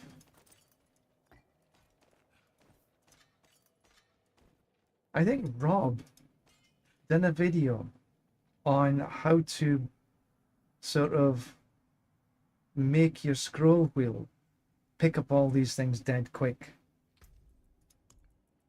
I just haven't got around to doing it yet. On my list of things to do.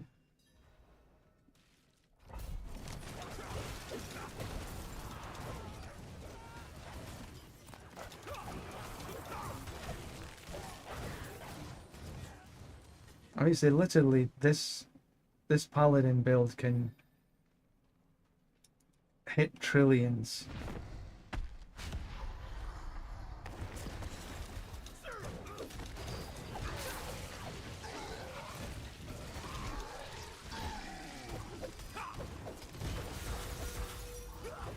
They said that it doesn't hit trillions in this because it doesn't have to.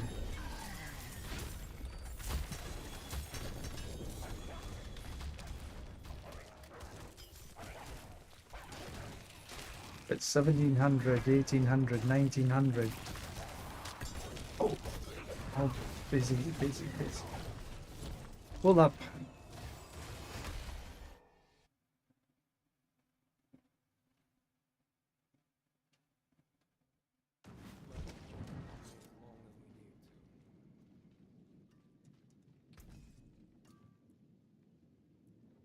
Just cleaver. Better than starting from nothing. I think after these, it's time for me to say goodbye.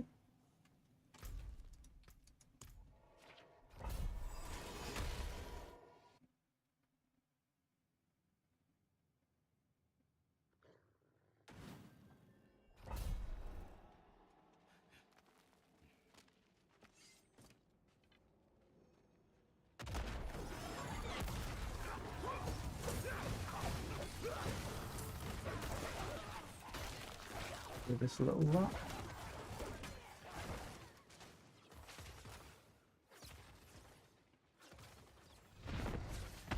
I like to stay down here.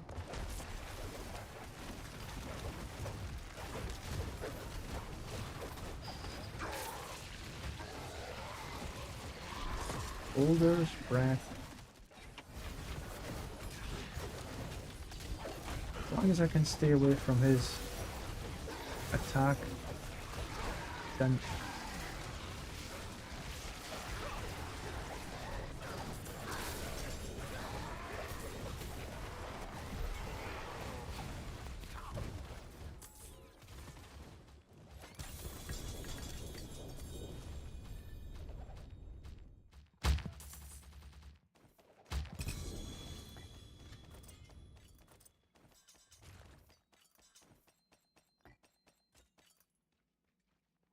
down we go.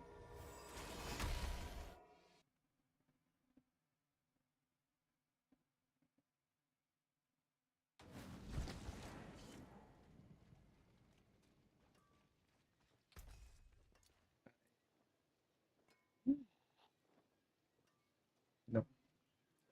10%er. And Griswold's 5 to heavy, 1.5 though.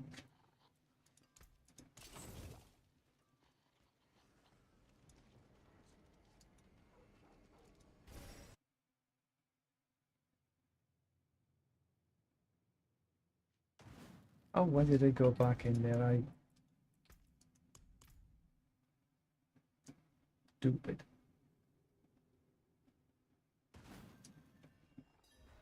World boss in Scotsman.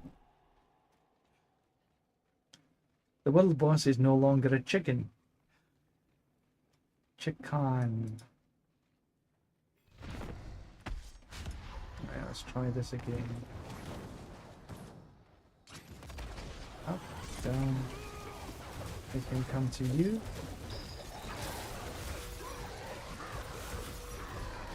That's him.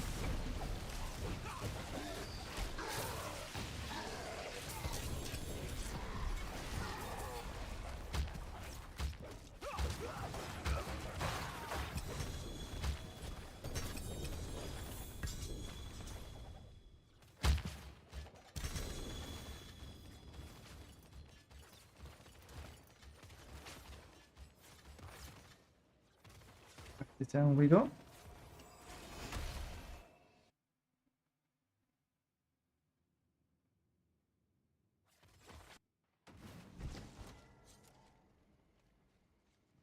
The delights are in store for us here.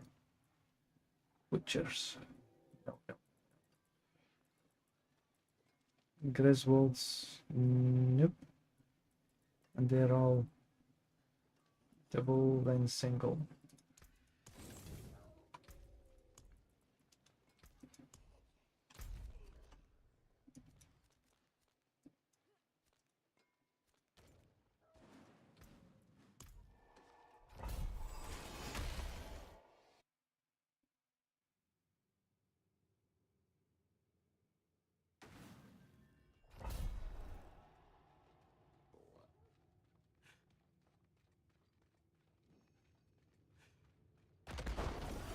I was thinking about going the other way. I generally come this way. And I'm thinking, should it go the other way for a change? Creature of habit.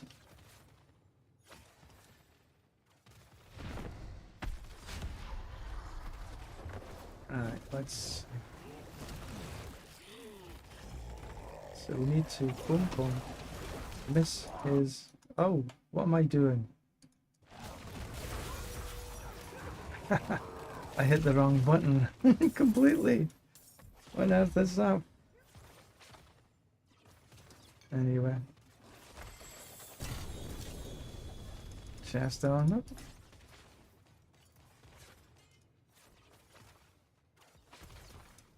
And we've got one less. One left.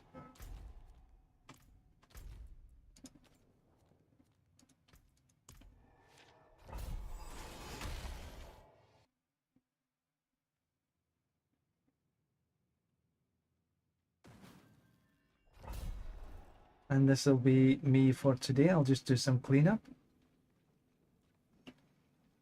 And I should be back on tomorrow. Same time, about 2 o'clock. My time, that is.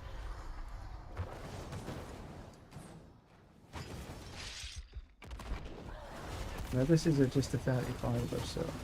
Easier.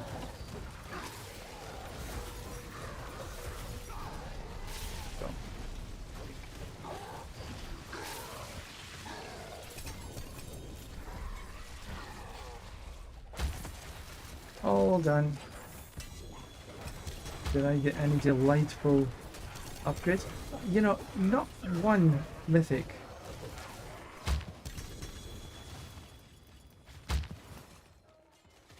I run about 50 today altogether, I think. No, no, not 50, maybe 25-ish. Thank you very much, Aurelia. And yeah, for me, it's early evening, late afternoon, almost 6 p.m. So I shall be enjoying Soulbrand. No, I won't be enjoying Soulbrand. I'll be enjoying dinner soon. My nearest and dearest is cooking tonight. I'll be cooking a bit tomorrow. We take turns. If I want to eat some Western food, I cook. Want to eat some Chinese food? My wife cooks.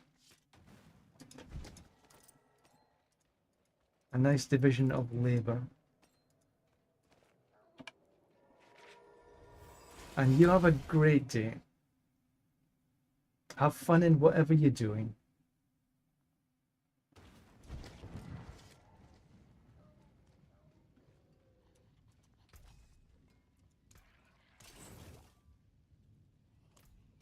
Right, that is me. So thank you very much for watching. I do appreciate this. Really, really do. So you take it easy, and I shall see you again tomorrow. Bye for now.